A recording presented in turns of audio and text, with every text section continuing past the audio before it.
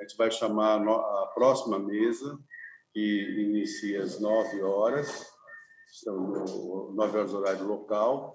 Nós tivemos um pequeno problema com o nosso moderador, que foi acometido de uma síndrome gripal e não poderá fazer a moderação dessa mesa, que era o professor Dr. Luiz Felipe Júdice, do qual a gente espera que ele tenha melhoras nesse estado gripal dele. E pedimos ao professor Humberto Alves de Oliveira que faça essa moderação. Então, nesse momento, eu passo a palavra ao professor Humberto Oliveira, de Brasília. Bom dia a todos. Paulinha, você já saiu aí, mas muita saudade de você. Nós nos vimos aí num evento excelente lá em Brasília no mês passado e, para variar, você deixou saudades.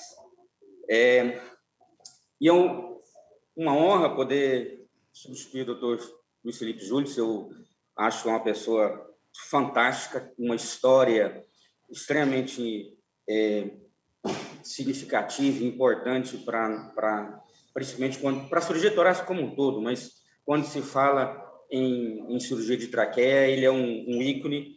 E para quem não teve o prazer de conhecê-lo pessoalmente, tente conhecê-lo pessoalmente, porque ele é um baita de um professor, um baita de um amigo, uma pessoa fantástica.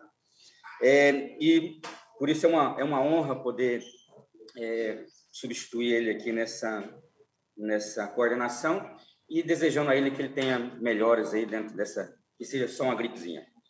Bem, essa sessão, né, essa mesa que é de doenças de traqueia, tem pessoas aqui, nós seremos 4 palestrantes, dos quais todos são grandes amigos, inclusive o primeiro, o Dr. Paulo Cardoso. Eu tive a honra dele ser meu avaliador na prova de título de especialista da SPCT há muitos anos atrás, e é uma pessoa fantástica.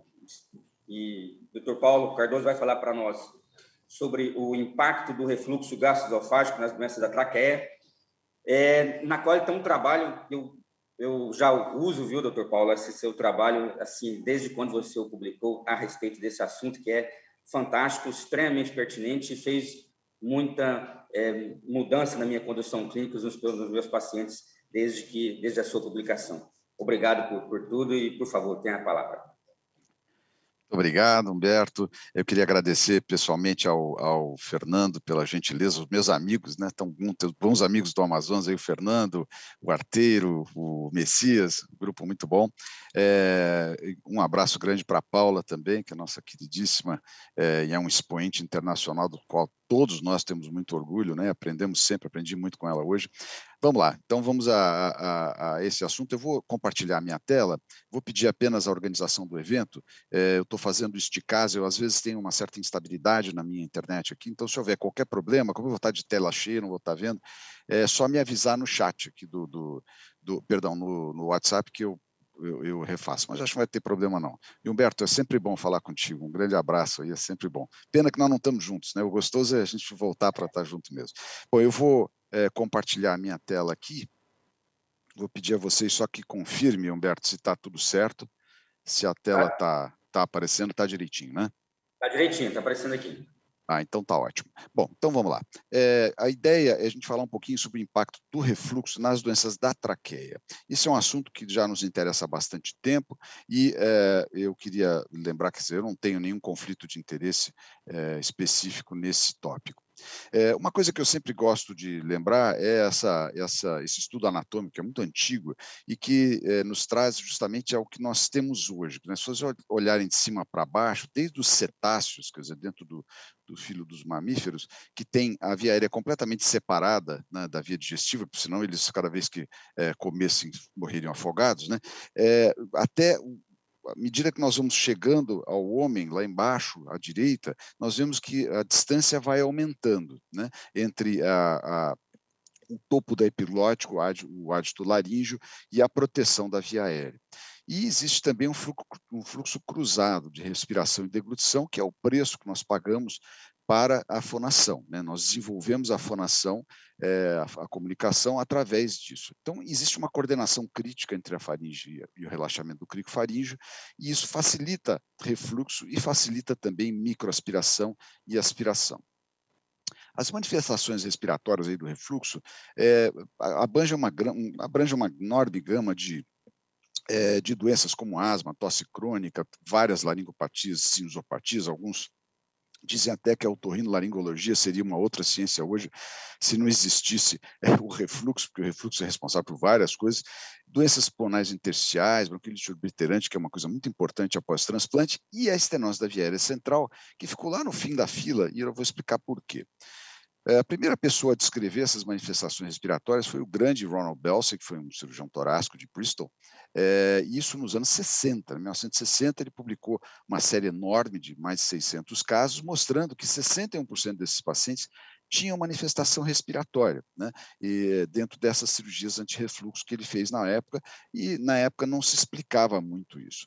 Uma coisa que é importante é que a manifestação respiratória ela vem de várias formas. Quer dizer, o refluxo silencioso, que foi descrito também na década de 60, ele tem uma fundamentação fisiopatológica muito clara. Quando nós chegamos no sono profundo, aquele sono REM, né, nós temos uma redução de 5 vezes do tônus do esfíncter esofagiano superior, que seria a última barreira de defesa, né, contra a aspiração. Então, na posição supina, quando a gente deita à noite, né, isso facilita muito o refluxo para a laringe e para a traqueia.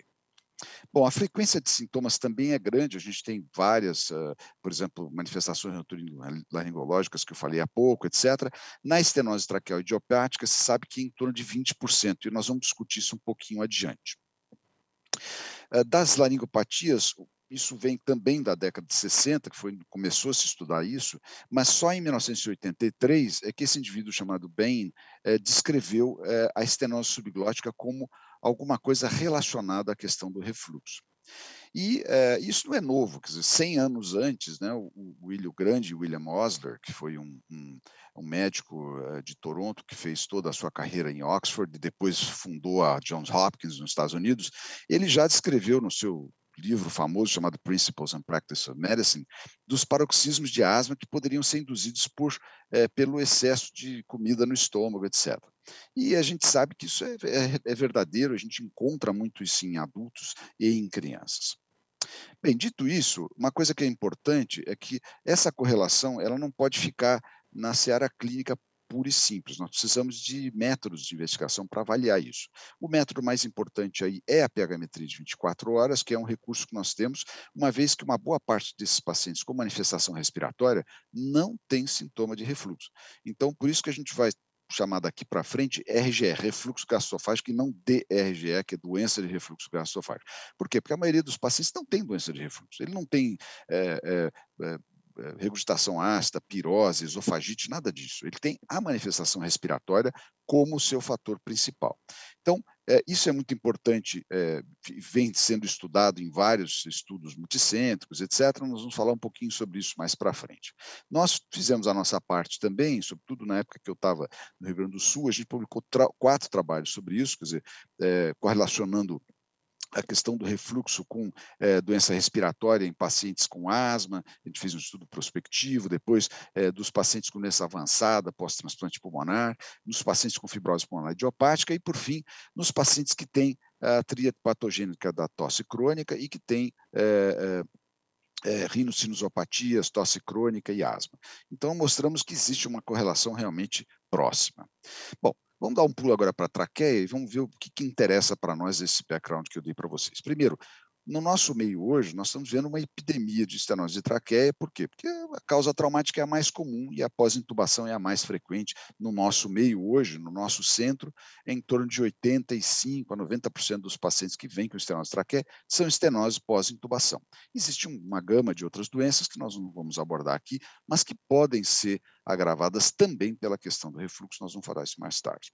A fisiopatologia da estenose todos nós conhecemos bem, pela lesão de balonete ou a lesão do tubo mesmo, na região subglótica e na traqueal, nós temos aí pressão, inflamação, proliferação e estenose, que é o que nos interessa.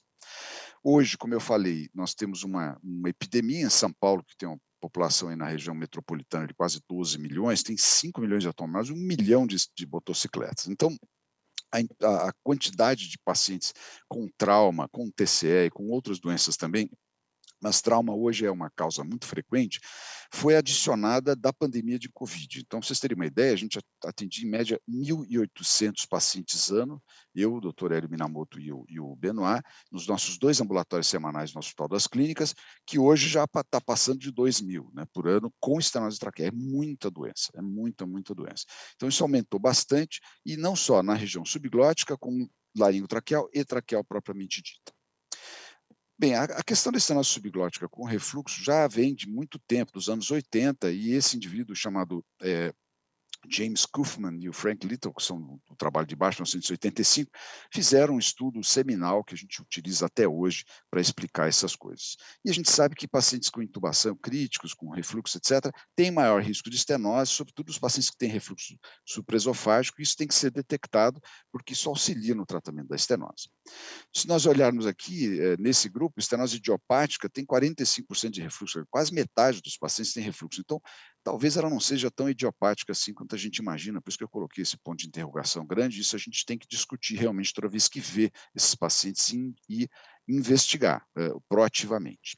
Uma outra coisa que é muito importante na fisiopatologia é a questão do gradiente de pressão tóraco-abdominal, porque todo mundo pergunta, puxa, por que esse troço acontece, né? Uma razão muito simples: quando você tem uma redução de calibre com um turbilhonamento de fluxo dentro da via aérea central, isso é mostrado aqui à esquerda do slide, com um sistema de simulação que a gente está usando agora no INCOR, que é bem interessante, chamado CFD, que é Computational Fluid Dynamics, em que você, a partir de imagens da tomografia, mostra e simula a velocidade de passagem do ar pelos locais.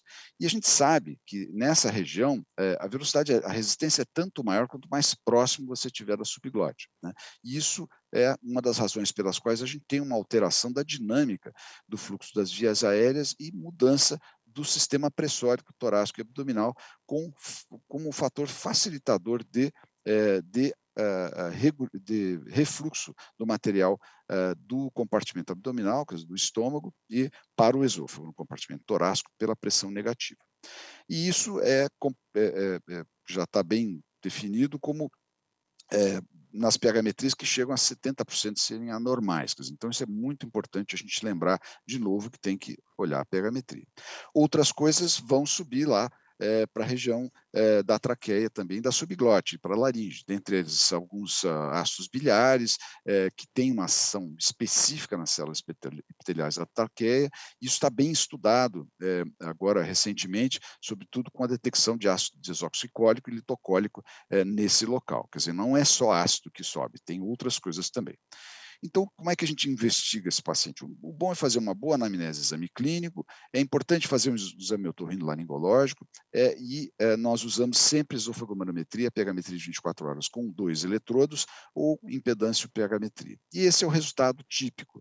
Vocês veem aqui nas 24 horas, o traçado gráfico, a linha vermelha seria o pH4, tudo que baixa do pH4 ali é refluxo. Vocês veem que esse paciente tem refluxo não só diurno como noturno, esse paciente tinha uma estenose subglótica. Então, esse paciente tem refluxo positivo.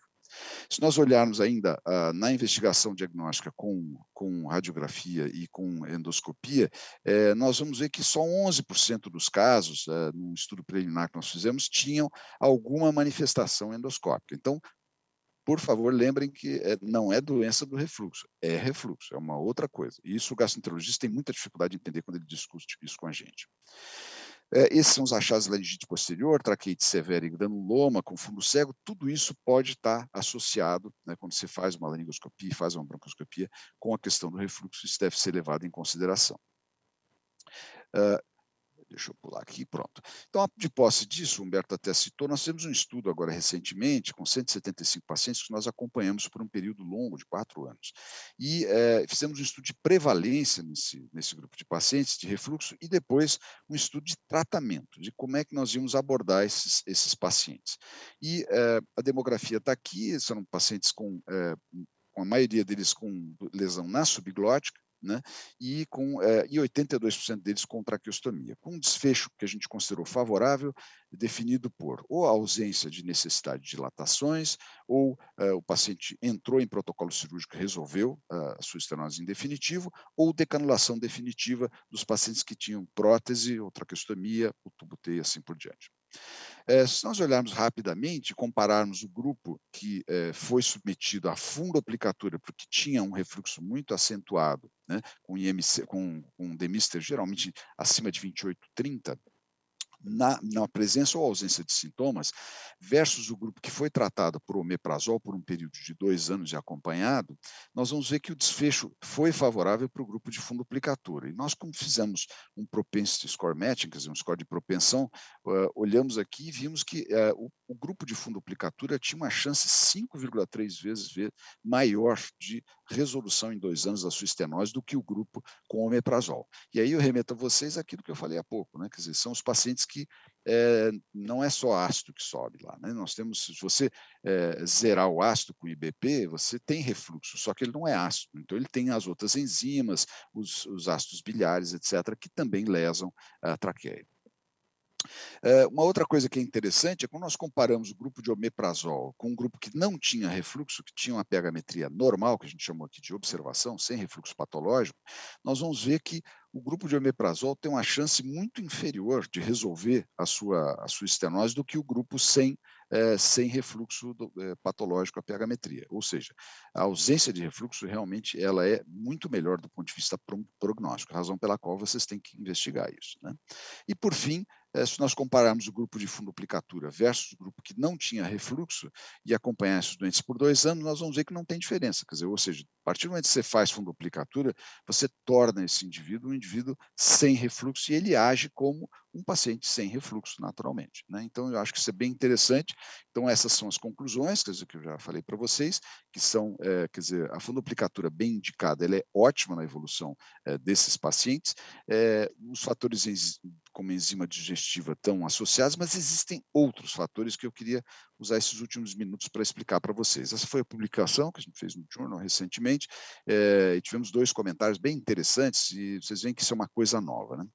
Então, vamos lá falar um pouquinho sobre a microbiota traqueal, que eu acho que é uma coisa que nos interessa muito, porque nós todos usamos muita prótese, né? Então, nós temos vários projetos de pesquisa clínica, experimental, sobre isso. Se a gente pegar uma florzinha aqui à sua esquerda e colocar num vaso, né, e modificar condições como umidade, temperatura e pH, ela pode morrer, né? Então, é exatamente o que acontece, a gente altera muito, né? Essas 3 condições mudam muito dentro da traqueia, porque ela está diretamente conectada ao exterior, a laringe e a traqueia. E o pH é particularmente importante aí. Então, existe um estudo bem interessante de microbiota do pulmão, mostrando que existe uma variação sazonal da microbiota, né? E essa variação sazonal, como vocês veem nesse gráfico de aluvião, ela favorece algumas doenças, como, por exemplo, infecções por hemófilos, pseudomonas e assim por diante. Então, essa flora bacteriana fica morando lá, né? É o que eu chamo de inquilino inadimplente, né?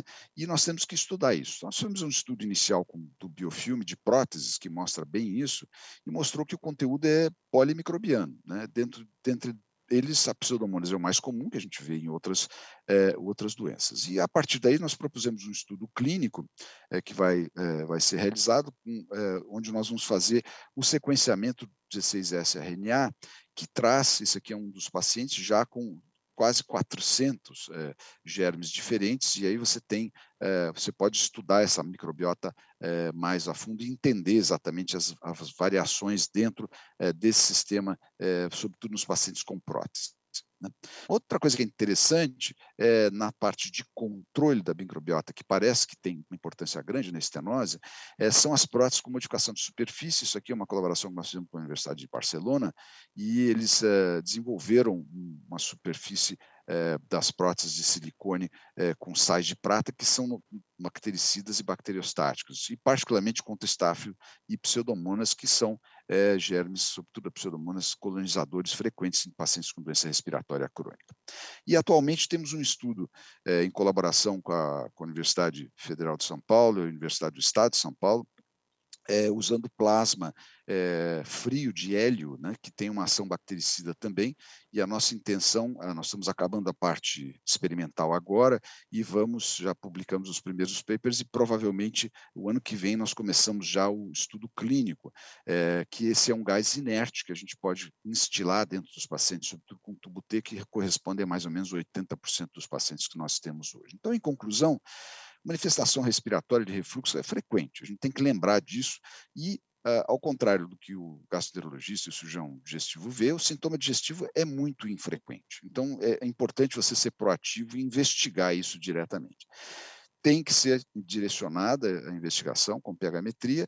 Nos pacientes que têm refluxo severo, né, e têm estenose, hoje, os pacientes que são jovens, têm, como eu falei, um score de Demister na pH-metria acima de 28, 30, com ou sem sintomas, esses pacientes vão para a fundoplicatura antes de resolver a estenose traqueal. E com isso a gente aumentou 5 vezes a chance de resolução, como eu mostrei para vocês antes.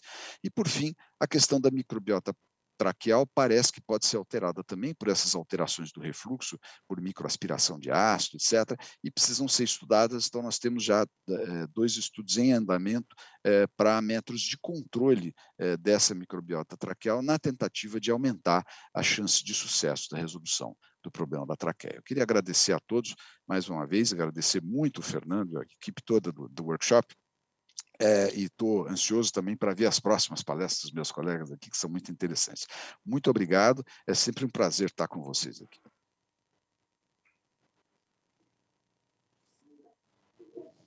Obrigado aí, professor. Fantástico, como eu já tinha previsto aí para todo mundo, que essa parte eu acho que poucas pessoas entendem dentro da cirurgia torácica em relação ao tratamento clínico dessa estenose traqueal, quando se fala de refluxo, quanto o professor Paulo Cardoso. Na sequência, nós vamos voltar aqui para a região norte, com o doutor Geraldo Roger Normando, que vai falar para nós sobre as doenças da traqueia na Amazônia e os seus desafios, né? E isso é extremamente importante, porque o que eu vejo de diferente em relação à dificuldade que a gente vê de abraçar as doenças da traqueia no Brasil inteiro, né? Que é a dificuldade, às vezes, de material, de desenvolvimento, de possibilidade de aplicar a melhor conduta possível para o paciente, a dificuldade de acesso que a gente tem no Brasil em relação às tecnologias, que muitas vezes facilitam muito a nossa condução. E eu acho que o principal, inclusive, são as nossas coronárias, né? Porque realmente o manejo da via aérea é muito estressante para o cirurgião por conta da dificuldade. Às vezes a gente perde o paciente em pouquíssimos minutos, em alguns segundos. E se a gente não usar o que nós temos de criatividade, de manejo na hora, o paciente vai embora.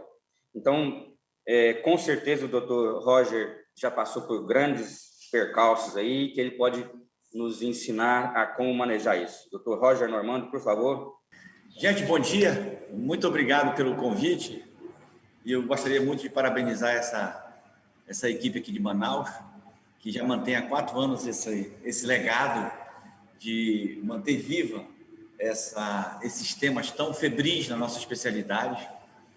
E, mais uma vez, dando oportunidade aqui a gente falar um pouquinho da nossa vivência, do nosso aprendizado dentro desse grande ecossistema que eu chamo, que se chama Amazônia. Eu não tenho a menor dúvida que nós temos uma cultura um pouquinho diferente de mais parte do país, assim como da nossa própria região. Nós temos peculiaridades dentro de cada estado. E eu vou tentar transmitir um pouco disso e fazer uma correlação direta com as doenças da traqueia. Tá? Então, esse tema, doenças da traqueia na Amazônia, me foi prestigiado pela comissão organizadora e eu vou, então, ver se eu consigo definir alguma coisa para vocês. Esse aqui é uma fotografia do nosso hospital. Bem, então, como eu havia falado anteriormente, a gente precisa entender um pouco das características desse bioma, né? vocês terem uma noção, a imensidão da região, né, equivale mais ou menos, atualmente, se fosse separar a Amazônia do mundo, ele equivaleria mais ou menos a um 8º país em extensão. Então, uma área muito grande, uma baixa densidade demográfica, e eu posso dizer que eu sou um nativo aqui da Amazônia, né? Nasci aqui à esquerda, no Acre, e estou aqui à direita, hoje morando no Pará. E nesse momento nós estamos aqui, bem no meio, em Manaus, né, para expressar esse sentimento amazônico, que relativamente frequente, e mais recentemente houve uma explosão de informações, de jornalismo, acerca de questões sobre esse povo que vive aqui e que habita ainda nossa região. É preciso entender o que é a Amazônia e quais são suas peculiaridades. Não tem sombra de dúvida que precisamos fazer uma correlação com a nossa identidade no trabalho. Então, nós temos um serviço de traqueia que ela é voltada para essas doenças traqueais que envolvem a nossa região. Então, o meu estado, o nosso estado é o Pará, eu posso dizer que existe uma rede assistencial muito grande em relação às doenças da traqueias, e vocês vão ver nos slides futuros o porquê dessa minha aclamação.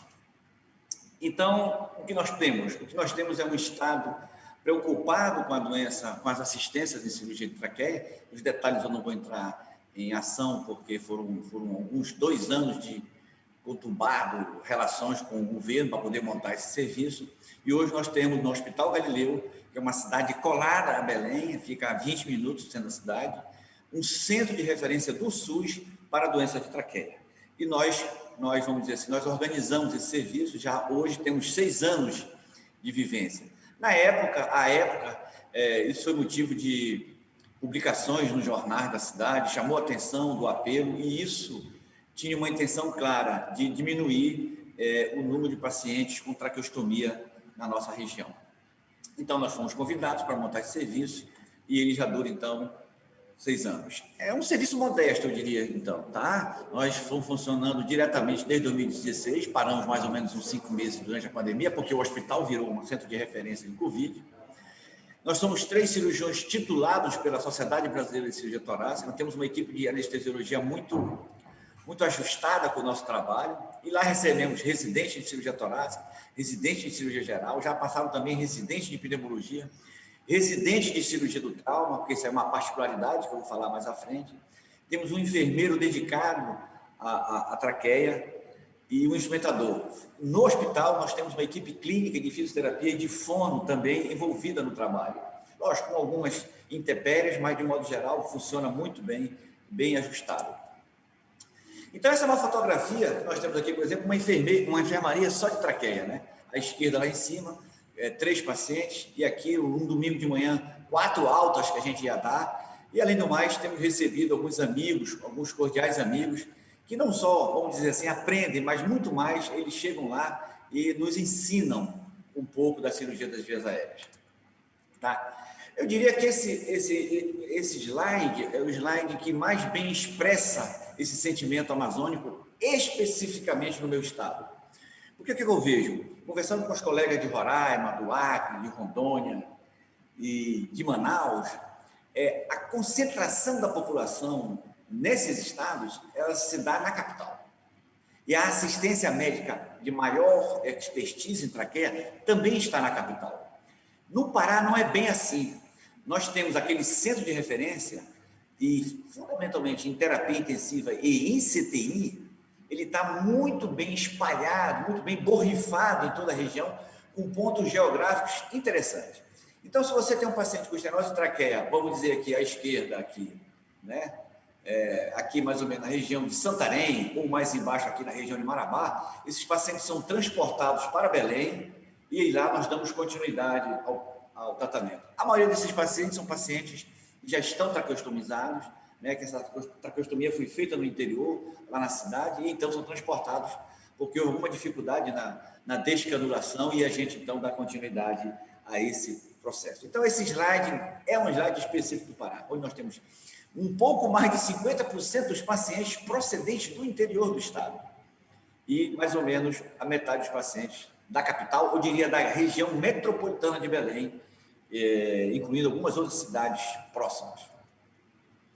Nós já sabemos a fisiopatologia da estenose, não vou aqui entrar em discussão, mas o grande vilão, entre aspas, né, é o balonete do tubo de intubação.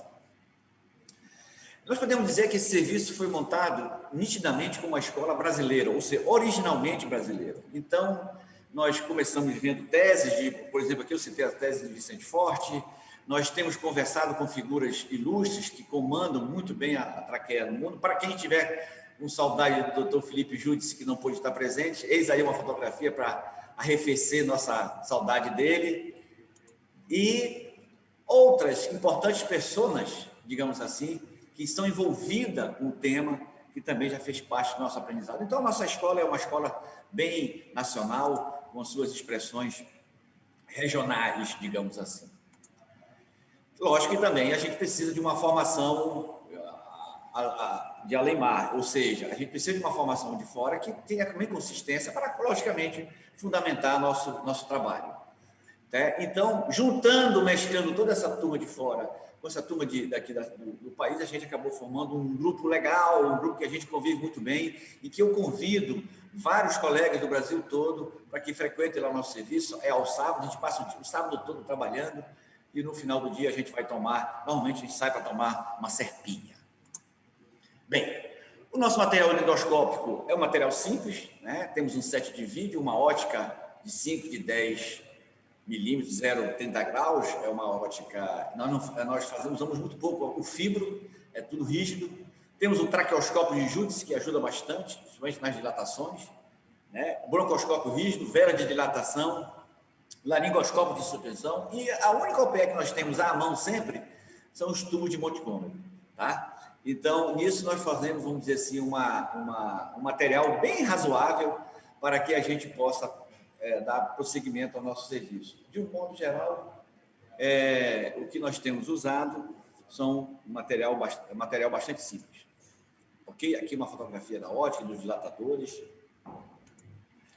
Bem, então, na traqueoplastia. Na traqueoplastia, nós usamos a técnica usual, ou seja, você está vendo aqui uma estenose traqueal, retira-se o anel estenótico e então fazemos a anastomose boca a boca, clássica, muito bem divulgada aí nos trabalhos de todo mundo aí.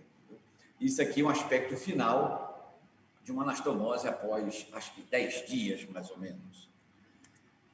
E a laringe? A laringe talvez seja o nosso grande dificuldade, nosso grande tendão de Aquiles. O que nós temos aqui é uma estenose, por exemplo, logo abaixo das pregas vocais. Essa estenose tem uma distância mais ou menos de 1 centímetro a 1,5 centímetro das pregas vocais e que nós precisamos tratar. Nós levamos em consideração alguns elementos importantes da técnica operatória. Bem, aqui eu começo a entrar num aspecto importante da nossa região, que é a violência. Aqui nós temos 2 casos de esgorjamento, em que sim, o uso do tubo improvisadamente até que se defina o que aconteceu na via aérea. Isso aqui ocorre no hospital de trauma, no hospital de emergência, em que nós também trabalhamos e nós procuramos orientar os cirurgiões gerais para que façam essas abordagens, e isso tem tido um resultado bem satisfatório. Nós temos visto que, ao longo desses 6 anos, eles estão mais encorajados a abordar a via aérea, e, em alguns casos, às vezes, nem chamam a gente, que somos do sobreaviso, que é a mesma equipe do hospital de retaguarda. Então, para a laringoplastias, nós, vamos dizer assim, nós abandonamos a técnica do Pearson, a clássica a técnica de Pearson, e lançamos mão, temos usado nos últimos casos, nós usamos o Pearson em mais ou menos 12 casos, e nos últimos 30 e poucos casos, nós usamos a cricoidoplastia, que eu vou mostrar com mais detalhes adiante. Logicamente, nas recidivas, ou nas lesões gloto-subglóticas, que envolvem, nós usamos o alargamento anterior e o alargamento posterior. Portanto, eu acho que nós não diferenciamos muito das rotinas dos outros serviços. Tá? Aqui as indicações clássicas para os alargamentos anterior e posterior, né, nessa tabela clássica de Akoff, em que ele gradua o nível de estenose para, então, aplicar determinada técnica, ou se laringofissura posterior, ou se laringofissura anterior, ou se as duas, enfim. Então, aqui um exemplo de uma estenose gloto-subglótica, em que a gente faz uma laringofissura anterior, Aqui, então, vai entrar um enxerto de cartilagem costal e aqui o enxerto já está carrilhado, digamos assim, dentro da fissura que foi feita, e o aspecto final, com as pregas vocais aqui ó, ao fundo, né, o aspecto final da boca anastomótica. Logicamente, nós tivemos a oportunidade de receber lá no nosso serviço o Dr. Camargo, que então fez uma demonstração da técnica dele. Nós já víamos usando há algum tempo, e ele então, vamos dizer assim, deu uma sedimentação ao nosso aprendizado da técnica operatória. Então, o que fazemos, exatamente como ele descreve, não vou entrar em detalhes, porque vocês já conhecem, fazemos uma submucosectomia, retiramos aquele tecido fibroso que está abaixo da submucosa, ou entre a submucosa e o tecido cartilaginoso, de modo que a gente vai reparando, tirando aquele material fibroso até deixar uma luz bem satisfatória, né? Como nesse caso aqui, essa aqui é a fotografia da própria da cirurgia que ele fez lá com a gente, demonstrando com muita cadência para que a gente pudesse sedimentar o que a gente já tinha noção do que seria, do que era. E aqui, então, 2 casinhos, não daquela cirurgia, mas 2 casinhos de controle que fizemos, né? Deixando uma boa luz anastomótica. Nós temos hoje 185 casos, aqui só tem uma estatística de 157, e que há um predomínio de homens com uma idade de 32 anos. Portanto, uma doença do jovem, e ele precisa ter essa atenção. Esse é o grande, eu diria, esse é o grande apelo social do nosso programa. Esses pacientes já nos chegam, a maior parte deles já nos chegam com 1 a 5 anos de doença, ou seja, uma estenose já castigada pela traqueostomia, mas nós estamos cada vez vendo esses pacientes chegando mais precoce.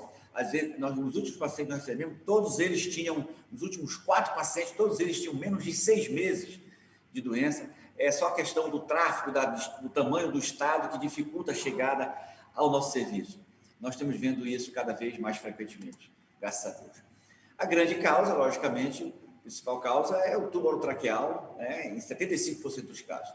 Mas nós temos uma particularidade na nossa região, dada a violência, que quase 20% dos casos que vão ao nosso serviço foram pacientes de traumatismo. Ou seja, esse é um número, no contexto geral, muito expressivo. Ou seja, a violência é uma expressão muito grande da nossa região e que nos chama atenção. Também temos casos de infecções, tuberculose, logicamente, e recentemente temos um caso de estenose por paracoccidioide micose.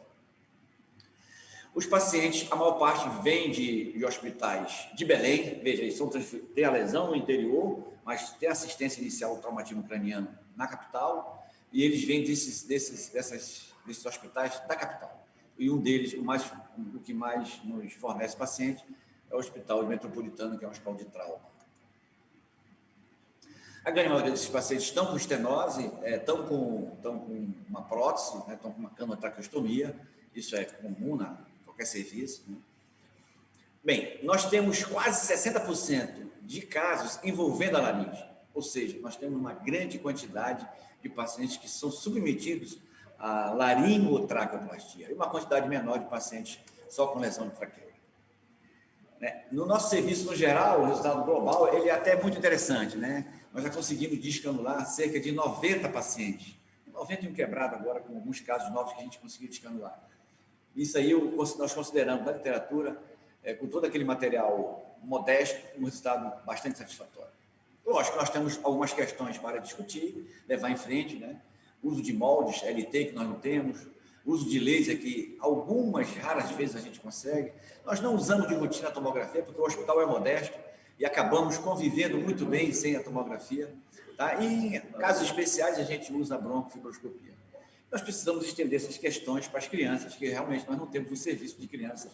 E eu não sei se na nossa região amazônica existe algum grupo que trabalhe com criança. Tá? Então, eu trago aqui à baila o regionalismo amazônico, que representa na nossa aprendizado, nessa convivência de 6 anos. Grande percentagem de pacientes com traumatismo cervical, ou seja, 20% de quase 190 casos. Né? A Covid, principalmente na nossa região, onde o atendimento não foi aquele próximo do normal, nos forneceu ultimamente uma quantidade muito grande de casos. Isso deve ter acontecido aqui em Manaus também, que foi aquele caos todo conhecido, vivido na televisão. Né? Nós tivemos, por acaso, um paciente, recentemente, que fomos fazer uma traqueoplastia, descobrimos que ele tinha um carcinoma de tireoide e está sendo prosseguido o encaminhamento para o serviço de oncologia, mas conseguimos fazer a traqueoplastia, o resultado foi razoavelmente satisfatório. E as doenças granulomatosas? Nós temos 7 casos de tuberculose e, recentemente, um caso de parapóxio de micose. E, logicamente, o nosso grande problema são as grandes distâncias, mas, mesmo assim, temos conseguido informar. Praticamente todos os hospitais do interior já sabem que existe esse serviço de referência e nos encaminham, às vezes, de madrugada. Eles chegam em aviões de urgência, porque entendem que ali é uma porta aberta para a nossa região. Não só para a nossa região, nós temos recebido pacientes também de estados vizinhos, Maranhão, Amapá, no sentido de ampliar o nosso leque de atendimento. Bem, essa aqui é uma expressão clássica da nossa região, ou seja, uma relação de irresponsabilidade, digamos assim, e o número de casos de acidentes motociclísticos é muito grande no nosso estatístico, é a grande maioria, que, lamentavelmente, a gente tem que seguir e atender esses pacientes. E uma particularidade interessante, nós tivemos alguns casos de acidente de barco, de rabeta. Esses aqui são canoas, não são de grande potência. Nós tivemos 2 casos de rabeta, que tem um motorzinho atrás, e eles têm alta velocidade, se chocam com lesões diretas no pescoço. Então, isso também é uma outra particularidade da nossa região. E o outro viés, digamos assim, outro ponto distante. Logicamente, vamos ouvir agora o Humberto falar sobre tecnologia em cirurgia de vias aéreas. São os nossos improvisos, as necessidades que a gente precisa, às vezes, lançar a mão diante de circunstâncias que nós precisamos para salvar vidas. Então, algumas técnicas a gente desenvolveu para que essa via aérea não se perca ou diminua as sequelas. Bem, aqui ao meu lado à direita, nós estamos passando aqui o Rio Amazonas. E aqui na minha casa, aqui no meu quintal, tem esse outro braço do Rio Amazonas, que eu desejaria que todos entendessem muito bem o que representa para nós da região, essa maravilhosa região chamada Amazônia. E meu muito obrigado, e mais uma vez, obrigado pela participação.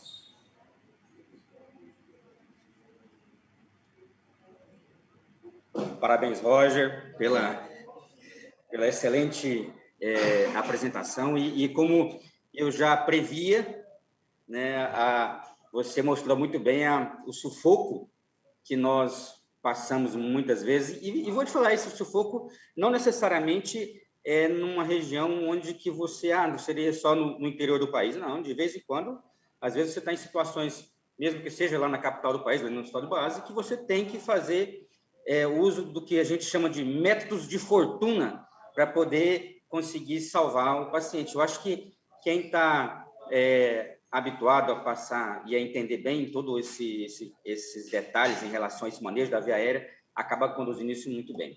E você, mais do que a maioria. Muitíssimo obrigado aí, viu, Roger?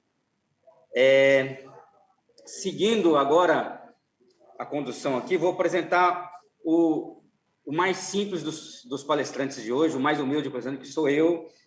Vamos falar, então, sobre as novas tecnologias do tratamento de estenose de traqueia. Para quem não me conhece, eu sou cirurgião torácico lá do Hospital de Base, já há 22 anos, e tive o imenso prazer de ser discípulo do Dr. Ximenes, Dr. Manuel Ximenes, né? Todo mundo já deve conhecê-lo, e tive o prazer maior ainda de continuar trabalhando com ele depois de ter terminado a residência, onde que eu continuei meu aprendizado. Então, assim como o Marcos Amorim, que foi meu professor, é meu sócio também, e ele fala que eu sou o residente, o R22 do Dr. Ximenes. Bem, esses são meus potenciais conflitos de interesse, mas eu poderia, na realidade, eu tenho orgulho de falar que eu não tenho conflito de interesses, porque eu não sou beneficiário financeiro do que é gerado nessas aulas, eventualmente por conta da indústria. Eu tenho o prazer de doar tudo isso para o Hospital da Criança, que cuida de câncer infantil, lá em Brasília, e para Médicos Sem Fronteiras. Bem, para a gente falar em tecnologia do tratamento de estenose de traqueia, sem dúvida nenhuma, tem que lembrar desses materiais rígidos que é o que é mais utilizado no Brasil e no mundo, provavelmente, que salva vidas. Para quem não conhece, alguns aqui são dilatadores, né, de Wernicke, Baker, Trousseau, são vários os tipos de dilatadores dessas ogivas que, na realidade, conseguem fazer o que a gente mais precisa naquele momento de emergência, que é reabrir e recanalizar a via aérea para o paciente conseguir ventilar. E ele também, mesmo para situações em que você não tem outras tecnologias maiores, ele também vai te ajudar para poder fazer o tratamento definitivo, que é também a dilatação adequada, programada, para que o paciente consiga, eventualmente, evitar um procedimento maior, ou mesmo durante o procedimento, precisar de usá-los. Quando a gente fala de dilatação de traqueia, depois, eu acho que o maior avanço que nós tivemos depois da utilização dos dilatadores dízios foram justamente o dilatador hidrostático. Sem dúvida nenhuma, quando se fala de dilatação de balão, o Dr. Camargo mostra muito bem, eventualmente você faz dilatação com o próprio balão utilizando o tubo orotraqueal. Qual que é a diferença disso? É que isso foi bem comprovado, é que o balão de dilatação hidrostática, ele consegue ter uma pressão radial na sua função de dilatação, primeiro, milimétrica, por isso você tem balões de dilatação que vão de 6 milímetros a 20 milímetros, e você vai regulando isso milímetro a milímetro, então isso te dá uma garantia grande de que você não vai dilatar exageradamente. Ele tem uma pressão de expansão radial muito grande por ser água, por isso que não é bom, quando você vai fazer uma dilatação com balão, deixar entrar ar. Você tem toda a manobra para você utilizar durante a inflar esse balão só com água, porque é a água que dá essa força de expansão radial. O primeiro deles é o chamado de CRE da Boston, que é Control Radial Expansion, que ele tem um diâmetro radial de expansão controlado, e você consegue, então, ele ter uma pressão em cima da via aérea que chega a 8, 10 atmosferas de pressão. Certo? A gente, seguindo esse balão de dilatação, nós temos uma variação agora mais recente, que eu acho que quem ajudou nesse desenvolvimento foi o Dr. Michael Hutter. Não sei se ele ajudou no desenvolvimento, mas ele é um grande divulgador desse tipo de balão, que, na realidade, você dá para ver nessa foto aí que tem duas cinturinhas aí nas extremidades, que ajuda a manter o balão no meio da estenose, onde que ele quer, porque quem já usou muito balão já sabe que, às vezes, quando o balão mais curto, muito curto, em relação à estenose, ele escorrega, ele cospe para um lado e para o outro na hora que você começa a dilatar. Essa diferençazinha, esse pescocinho que tem no balão, ele ajuda a segurar isso um pouco mais. E o Michael Hutter, de Cincinnati, que já ouviu falar dele, eu já participei de alguns cursos com ele, ele advoga muito o uso desse balão, e já tem disponível no Brasil. Tem alguns representantes que têm disponível, quem quiser usar, é bem bacana. Bem, em relação à evolução desses balões, a gente tem uma evolução agora, que é chamado de dilatador de tracheolator, né, que é um dilatador que consegue ventilar durante o período de dilatação. Então, sim, ele tem essa vantagem enorme por conta de que, em alguns casos extremamente específicos, é importante que você mantenha o balão por mais tempo ali para poder ajudar a tamponar a questão de sangramento, né, se for uma lesão que sangra muito. O problema dele é o custo. O custo dele é extremamente alto, por enquanto, pelo menos, e que tem que ser bem utilizado e bem indicado para que você não onere desnecessariamente o serviço, né, de saúde que você esteja utilizando, mas que ele tem, sim, muito a sua possibilidade de indicação, especialmente naquele caso em que você precisa manter o balão tamponado consideravelmente, ali a área de dilatação, e o paciente ventilando, ou seja, você consegue manter o paciente ventilando a 100%, uma dilatação dessa aí, durante aí 5, 10 minutos. Isso tem suas indicações. Obviamente, dá para vocês perceberem aí na borda dele que a dilatação dele não é completamente lisa. Na hora que você retira esse balãozinho, ele fica toda irregular na parede da traqueia. Mas isso não diminui a sua eficácia, como a gente está falando. Vamos lá. em relação a uma outra tecnologia extremamente importante que a gente tem utilizado muito e que deve ser utilizada com cuidado, né, da sofisticação, que é o laser. Bem, a utilização do laser, eu particularmente gosto muito de utilizar o laser em relação às estenoses traqueais, ele com alguns cuidados. Primeiro, quando você coloca um laser, quando você vai querer utilizar o laser numa estenose benigna, a gente tem que lembrar que ele também causa um dano colateral de queimadura. Por isso mesmo que você consegue minimizar esse dano usando duas coisas importantes. Primeiro, o modo de utilização dele, que é o que a gente chama de modo pulsado. O que quer dizer isso? É que você define, ele não vai ficar diretamente cortando, como se fosse um laser point no tecido. Ele dá vários pulsos e, com isso, obviamente, ele vai cortando e causa um dano térmico menor. A outra situação é utilizar potências baixas, que vai de 3 a 5 watts de potência. Mas o que quer dizer isso? Bem, quando você põe uma potência muito alta, obviamente ele vai cortar mais rápido, o seu procedimento vai ser mais rápido, mas também ele vai causar um dano colateral maior. Uma coisa que eu gosto muito de fazer para tentar minimizar esse risco como nesse vídeo está mostrando, é associar o laser com os estiletes comuns.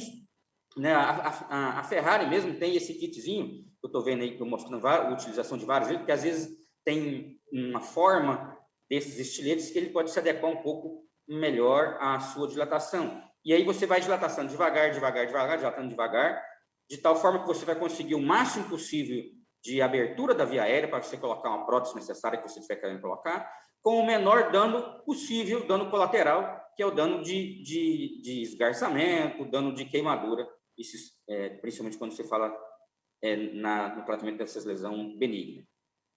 Bem, outra indicação bastante comum em relação ao laser é na papilomatose traqueal ou tumores, por exemplo, pacientes que esse tempo atrás eu tratei de um paciente lá no base que ele tem uma síndrome que predispõe ele a ter tumores espinocelular de traqueia. Eu já tinha até operado ele tem outros pontos na traqueia que você consegue, então, tratar como se fosse uma papilomatose, cauterizando gradativamente os pontos de recidiva e vai mantendo uma vida boa para esse paciente. Tumor endobronco.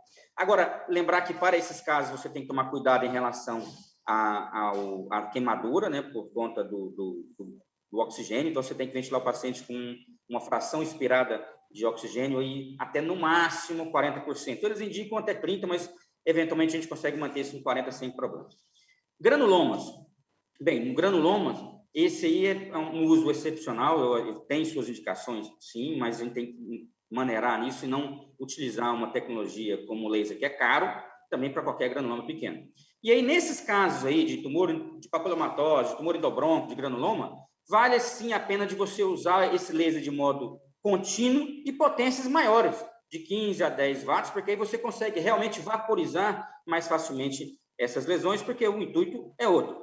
Aqui, por exemplo, para mostrar um granuloma supraestomal, que a gente vê isso muito frequentemente, que é extremamente pequeno, na minha opinião, não justificaria utilizar laser para isso, tanto é que nesse videozinho eu estou tirando aí com a Kelly, ou seja, você tira a cânulazinha de traqueostomia do paciente, usa uma Kelly ali pelo traqueostoma e com um Kelly você retira esse granuloma sem sangramento. A gente sabe que esses granulomas praticamente não sangram, é muito, muito tranquilo você tratar sem necessidade, isso é uma Kelly que está passando aí, sem necessidade de você utilizar um laser para isso.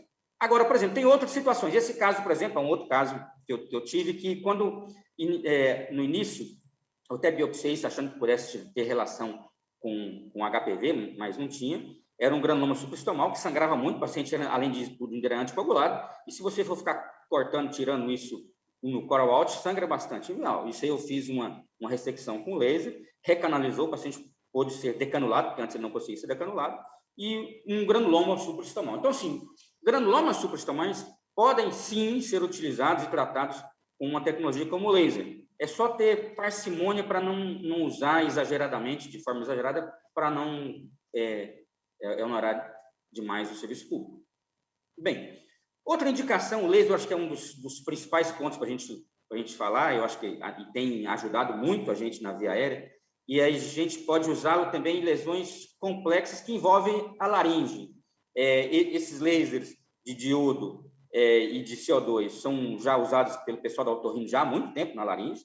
E quando a gente vai fazer um alargamento, tratar essa questão quando se fala de laringe, glote e subglote, quando a gente vai tratar esse tipo de patologia, né, estenoses benignas ali, a gente, por exemplo, para tratamento endoscópico, para fazer um enxerto de cartilagem endoscópica, o corte da cartilagem cricoide com o laser, ele deixa ele muito mais retilíneo, mais fácil de você posicionar o enxerto. Eu já fiz, por exemplo, antes, tentando só cortar com tesouras, ele sai muito mascado, então dificulta um pouco o posicionamento. Dá para fazer, mas sem dúvida nenhuma não é tão bom quanto o laser.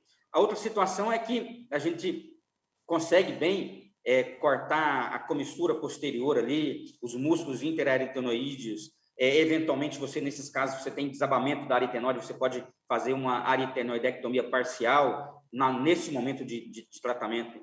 É muito simples utilizando isso com laser, extremamente simples. Para quem começa a trabalhar ali na via aérea, a gente vê que eu acho que nós estamos fazendo um serviço um pouquinho diferente. Ou seja, a gente que trabalhava na subglote, estamos avançando um pouquinho para glote e supraglote, porque a gente vê que é uma dificuldade até mesmo dentro do pessoal da otorrino, quando eles têm esse envolvimento e que está colado na subglote.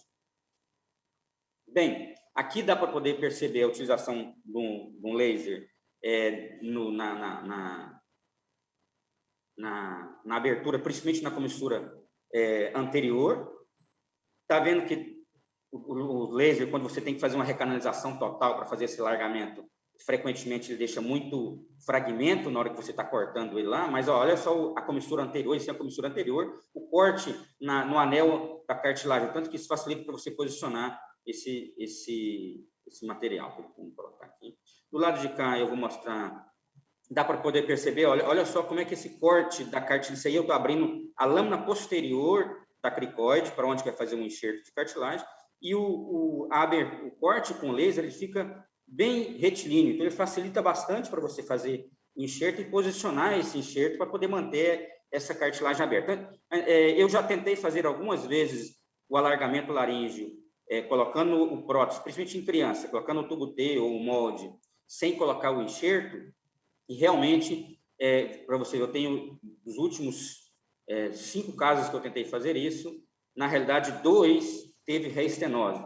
E aí eu tive que fazer de novo o alargamento e enxertar a cartilagem. Então, assim, realmente é muito... Eu concordo, passei a mudar essa minha atitude, não mais fazer o alargamento sem posicionar o enxerto. Bem, seguindo em tecnologias nesse tratamento de traqueia, obviamente, nós temos aí a gama de endopróteses, né, para poder utilizar, que as primeiras são as próteses de silicone, sem dúvida o NIU-T é o mais simples, mais barato e o mais utilizado, mas temos, então, as outras, né, que é as de Montgomery, as Dumont, as próteses de silicone. Nós temos as autoexpansíveis e, por último, os Y. Isso cada um tem sua indicação principal. O tipo de colocação, que são mais variados possível. Esse vídeo mostrando essa colocação não é meu, peguei da internet com os colegas da Índia, utilizando o próprio tubo para poder colocar. Eu, particularmente, eu uso sempre, mesmo no tubo T, eu habituei muito a usar o laringoscópio de suspensão, então eu passo a utilizar e a posicionar esse tubo T sempre com o laringo de suspensão, que eu acho mais fácil, mais simples, mais seguro, e não precisa de ter essa dificuldade como esse pessoal indiano aí colocar. Bem, em relação a endoprótese, principalmente quando se fala da endoprótese comum, nós temos eu tenho utilizado mais frequentemente nessas lesões subglóticas, em vez de colocar isso no adulto, na criança eu coloco o tubo T transformado em L, que eu aprendi com a Maíra, lá de Salvador, ela deu essa ideia, que é fantástica, eu tenho utilizado isso sempre.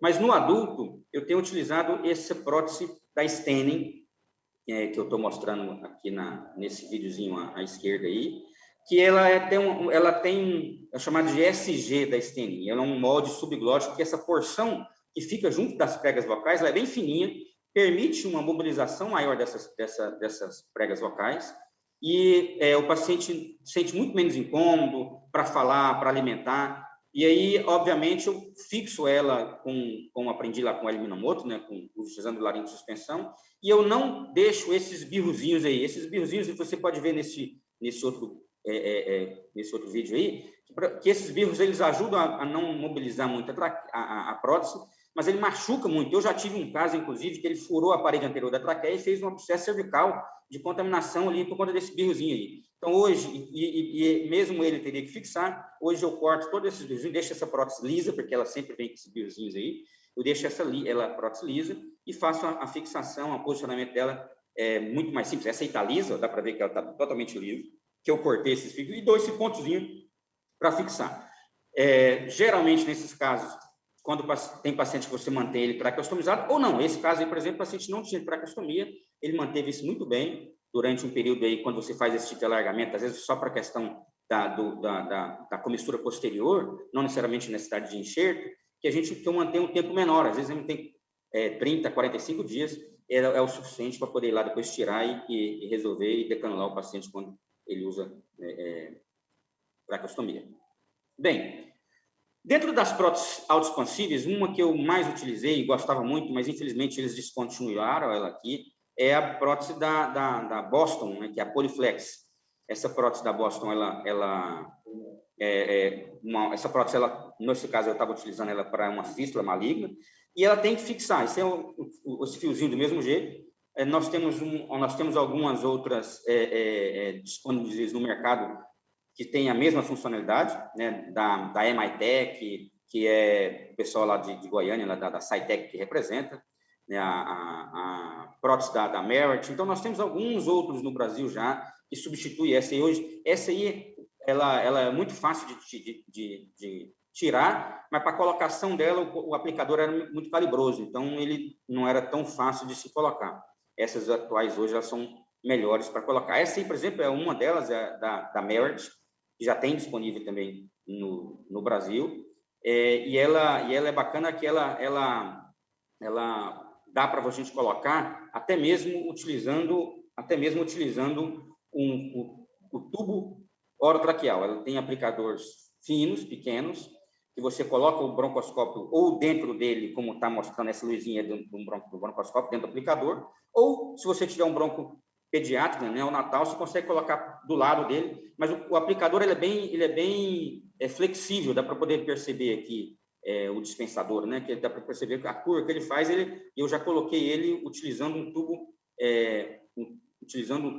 como está mostrando aí, ó, esse do lado, utilizando um tubo orotraqueal, ou seja, você solta a prótese com uma visão do vídeo broncoscópio do lado, um pediátrico, dá para ver se eu dispensei a prótese ali. Esse aí é um modelo que não está utilizando por dentro, estou usando do lado, o tubo orotraqueal. Não precisa nem ser máscara laríngea, nem nada. Muito tranquilo de se fazer isso. Aqui, por exemplo, já mostrando ela dispensada lá no brônquio. E, às vezes, você tem situações de prótese dessa que você quer, nesse caso, por exemplo, que é a cinose benigna, o pouco tempo que ela permanece ali, ela já te ajuda na dilatação e melhorar o lumen traqueal desse paciente. Isso já às vezes, você resolve a vida do paciente com isso. Bem, seguindo as próteses em Y, a melhor de todas, na minha opinião, sem dúvida nenhuma, era essa Dynamic da Rush, que foi vendida depois para Boston, mas foi descontinuada no Brasil. Ela não tem mais, tem esses anéis traqueais aí. A retirada dela e a colocação dela era muito simples, a gente fazia a colocação e retirada dela com a laringe de suspensão. A própria silicone, que é o que a gente tem da Stenning, isso aí é um risco, dá para ver que eu estou colocando ela ali, ela entrou toda para o broncofonte direito, e aí ela embola lá e você não consegue ventilar o paciente, então você tem que mostrar com cuidado ali, ir lá e posicionar para encaixar juntinho na carina, igual agora encaixou, e aí você consegue ventilar. Então, assim, você tem que ter um cuidado importante na hora que for dispensar essa prótese de silicone normal, porque senão ela pode ter problema e não encaixar e você não ventilar, e é um sufoco nessa hora com o paciente, tá certo? Ela juntou as duas perninhas lá embaixo para um bronco só, você às vezes não consegue segurar esse paciente. Bem, a prótese mais recente que nós temos disponíveis de Y é essa prótese da MITech. No Brasil, a gente não tem dela ainda, que ela é uma prótese autoexpansiva, que, na realidade, são duas próteses, né? Uma prótese que o paciente vai ser colocada lá para o brônquio intermediário, para o brônquio-fonte esquerdo, vai puxando essa prótese autoexpansiva, e aí depois você entra com um dilatador para você abrir o brônquio-fonte, a abertura para o brônquio-fonte direito, e coloca uma segunda prótese para poder abrir e fazer essa dispensação. Nós não temos ainda ela disponível no Brasil. Esse é um trabalho da utilização dela. Obviamente, isso é um trabalho recente, foi de 2020, e que mostra que ela é bem utilizada para aquelas casos de fístula maligna e que você, na sua maioria, é um tempo pequeno de sobrevida desse paciente, mas você consegue manter ele bem, ocluindo essa fístula maligna, geralmente para câncer de esôfago, não todos eles é um câncer de esôfago, e manter uma qualidade boa de vida desse paciente. Em alguns casos, esse é um caso dela autoexpansiva, em alguns casos, como nesse aí, ele pode até fechar essa fístula. Você mantém essa fístula, essa prótese autoexpansiva, o paciente é uma doença que irradia, né, responde por radioterapia, às vezes ela cura ali localmente, depois pode até morrer por metástase cerebral ou por outro canto, mas essa fístula pode fechar. Como estava ela labiada, ela fechou com a utilização dessa prótese autoexpansiva. E eu acho que a prótese mais nova e realmente que eu acho que teria uma aplicação boa, desde que tivesse um desenvolvimento maior, que é essa prótese biodegradável com fios de PDS, que é a polidioxanona. Essa prótese, sem dúvida nenhuma, ela já é um pouco mais antiga lá, você já tem pelo menos aí perto de uns 10 anos, mas ela, eu acho que pelo custo e dificuldade de desenvolvimento, ela não evoluiu muito bem na sua aplicação. Aqui dá para a gente ver a incorporação dela pelo tecido da parede da traqueia, da mucosa, e aí ela vai sobrando os pedacinhos, o paciente vai tossindo, ela sai depois na tosse do paciente. Ela tem uma situação interessante de um trabalho que eles mostraram, que é para as estenoses pós-transplantes de pulmão, na utilização dela. Ou seja, nesse caso, eles mostraram uma série de 10 pacientes, tinham pacientes que tiveram intervenções ali na região do bronco, 20 vezes, dá para você ver esse segundo paciente aí, e todos eles com lesões lá na região do brônquio, do brônquio lobo superior, o brônquio intermediário, que é a região, provavelmente, na área de lesão, de anastomose e tal. Mas o que a gente consegue ver aí de efeito adverso deles é que praticamente todos eles, quase todos eles tiveram reestenose. Reestenose tiver intervenção, reestenose tiver intervenção. Então, sim, a prótese biodegradável, acho que tem muito ainda para poder evoluir de estudos nela aí. Bem, eu acho que de consideração mais importante que a gente deve colocar aqui, quando se pensa em nova tecnologia, eu sou extremamente adepto às novas tecnologias, indubitavelmente. Todas as novas tecnologias são caras, eu acho que isso faz parte do desenvolvimento da tecnologia, isso é inquestionável. A utilização mais frequente dessas tecnologias, elas vão na maioria das vezes, barateando o custo delas. Agora, obviamente, a gente tem que aplicar a melhor tecnologia disponível no serviço. Então, assim, o conhecimento dessas tecnologias é extremamente importante, por isso que a gente tem que buscar para aplicar o que tiver de melhor no seu serviço, e isso melhor disponível no mundo. Eu lembro que eu tive com o Dr. Ximenes em 2008, lá em Chicago, no Northwestern Neural Hospital, alguém conhece lá o De Hoyos, e a gente ficou colocando prótese em cadáver lá, aquela prótese autoexpansível. Naquela época eu utilizei navegação magnética, core out e por aí vai, para tentar trazer essas tecnologias para a gente e utilizar aqui. Até hoje, a gente tem dificuldade de utilizar, para você ter uma noção, CRIO lá em Brasília.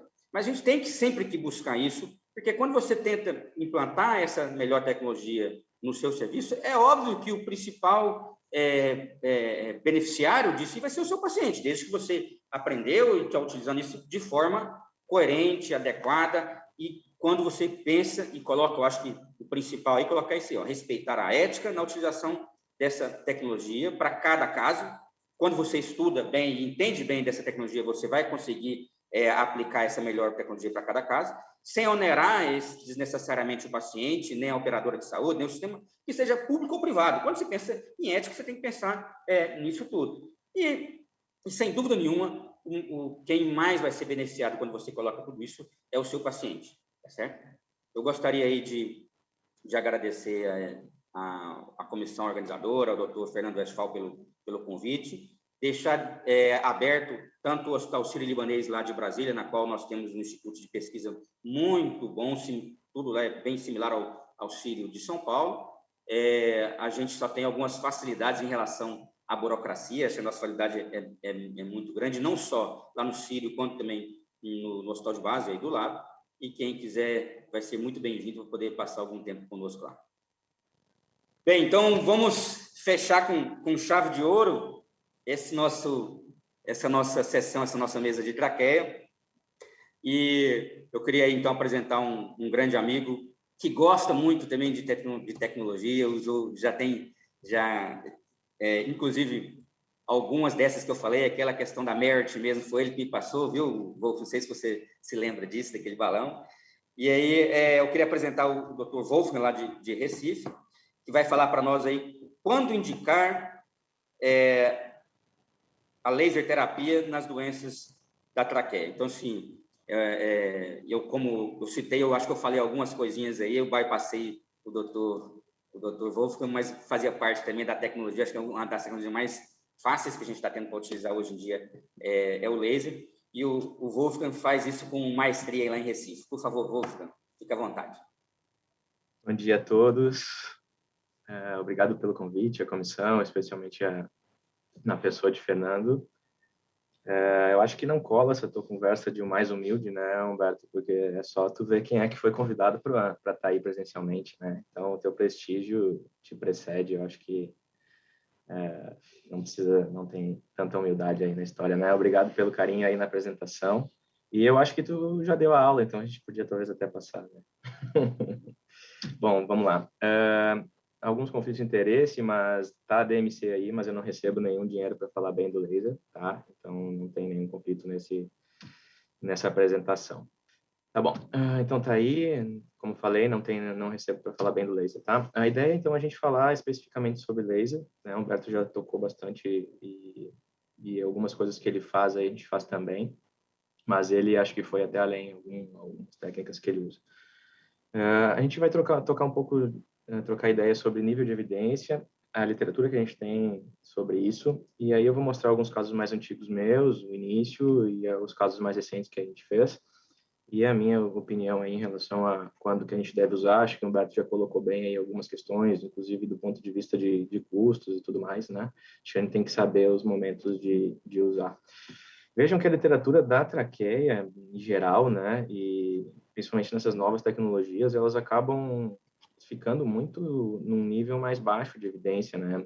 Tanto que a opinião de especialista acaba ainda contando nesse nosso cenário, porque é muito difícil que a gente tenha grandes ensaios clínicos ou revisões sistemáticas, assim, mesmo estudo de corte é uma coisa que a gente vê pouco, né? O que a gente vê mais, na verdade, são publicação de alguns casos ou série de casos, especialmente no que tange ao laser. O que a gente tem na literatura realmente é de um nível mais baixo de evidência, e eu acho difícil que a gente espere que vá ter tão cedo grandes estudos, né? A gente vê outras áreas da cirurgia torácica indo e tendo esse tipo de qualidade na evidência, mas para cirurgia de via aérea, realmente eu acredito que a gente vai ter alguma demora em realmente subir nessa questão.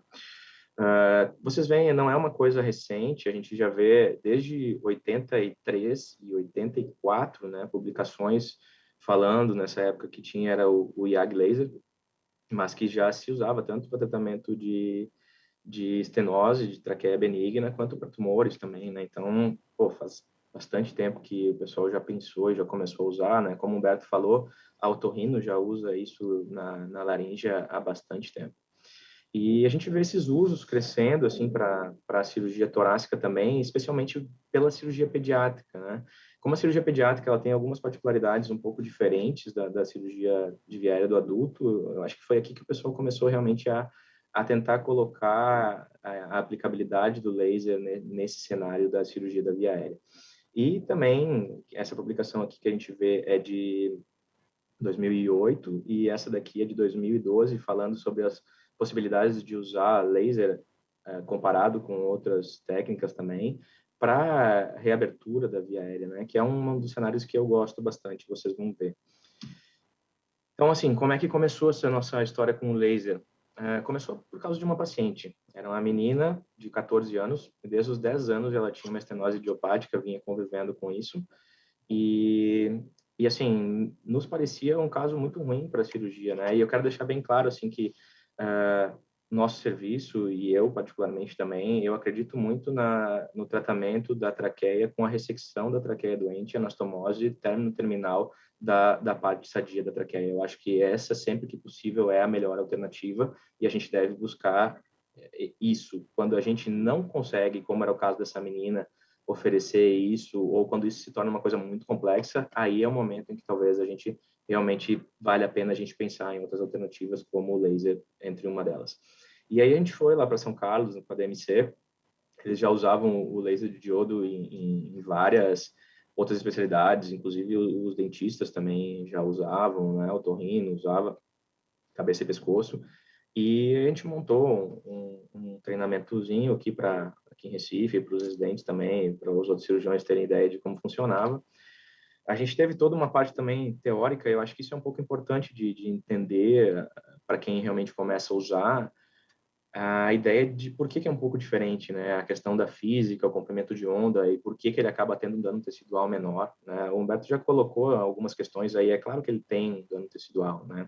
Mas quando a gente compara com o eletrocautério, com outras coisas, a afinidade que ele tem, e aí é o comprimento de onda que tu escolhe, né? O que a gente usa geralmente é o dual, ele tem 2 comprimentos de onda, né? Mas essa questão do comprimento de onda e afinidade com o tecido, ele tem uma questão importante também em relação ao uso do laser, tá? Alguns casos mais antigos, então esse foi o primeiro, essa era a menina, tá? Vejam que ela tinha uma estenose que era quase junto à corda vocal, era bem abaixo, logo abaixo da corda, né? E eu utilizei o laser, na verdade, por uma reabertura da via aérea, tá? Nesse primeiro momento, assim, como experiência, eu tinha a ideia de que talvez essa promessa de que tivesse menos dano tecidual e tudo mais, que isso talvez se refletisse num pós-operatório, assim, mais tranquilo e com menos reincidência da estenose. Então, isso foi um aprendizado também. Eu acabei deixando ela no primeiro momento sem nenhum tipo de prótese, né? Eu só abri e ela acabou também sendo vítima, né, dessa falta de entendimento de como a gente poderia talvez usar da melhor forma o laser, né? Vejam que o resultado dela foi fantástico, assim, né?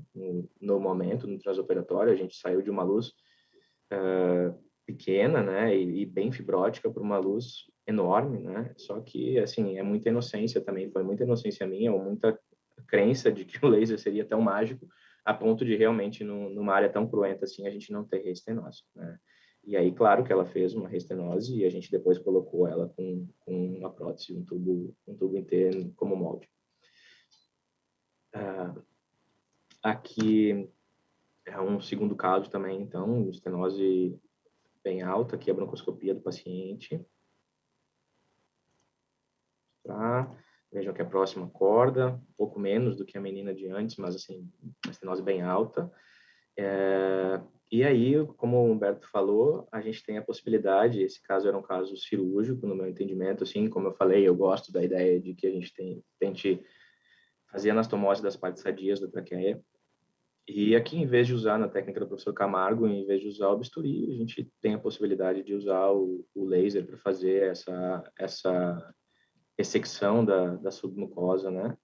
Preservando ao máximo possível a mucosa, né? Vejam que fica realmente uma melhora importante da luz. Esse foi um caso que foi bem bacana, foi bem sucedido. E a gente deixou ele um tempo com um tubo T de proteção, até porque aí a gente já estava um pouco mais vacinado, né? Mas talvez não precisasse, né? E ele decanulou rapidinho, assim, foi coisa de proteção de 2, 3 meses, e ele decanulou, teve um resultado excelente, sem mais nenhum tipo de reestenose. Esse outro paciente foi um caso que eu fui a Joinville fazer com um colega e vejam o desafio do caso, né? Era um paciente que estava muito mexido, né? 11 procedimentos prévios com cabeça e pescoço, e ele já não era um paciente muito favorável, era mais gordinho e sendo querido com o paciente, né? Porque ele realmente era bem obeso e tinha feito infinitos procedimentos com a cabeça e pescoço. Então era um desafio grande, assim, tentar resolver essa situação já com fundo cego, tudo calcificado, né? Realmente bem difícil, assim, de manejo técnico, né? E tracostomizado, obviamente, né? Nessa situação de um fundo cego. Deixa eu ver se eu consigo... Aqui tá todo. Então, tá aqui ele tracostomizado, várias pescoço cheio de cicatriz, né? E aí vejam que a gente teve dificuldade até, na verdade, na manipulação de como entrar com o laser aí, né? A gente tentou colarinho de suspensão, mas assim, era muito difícil, o pescoço era difícil fletir, estender demais o pescoço dele, a gente não conseguia. Tinha esse epiglotite grande, aí a gente tentou manejar ela, mas o laringo não conseguia achar uma posição, ele não conseguia entrar mais, o pescoço não tinha uma posição favorável, a gente acabou desistindo da laringo e usou pelo broncoscópio rígido. Então, a fibra do laser. E aí, com o broncoscópio rígido, a gente conseguiu chegar lá. Né? Era logo abaixo da corda vocal, nível da cricoide, completamente fechado. Né? E aí, a gente trabalhou com o laser, na verdade, na ideia da desobstrução da via aérea, na recanalização da via aérea.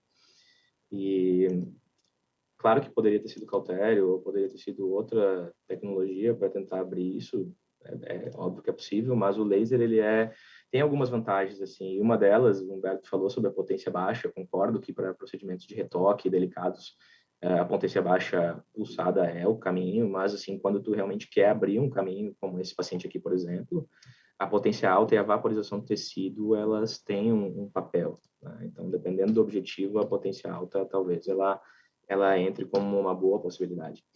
E aqui a gente conseguiu abrir o caminho, né? Colocou um tubo T, aqui está ele 3 meses depois,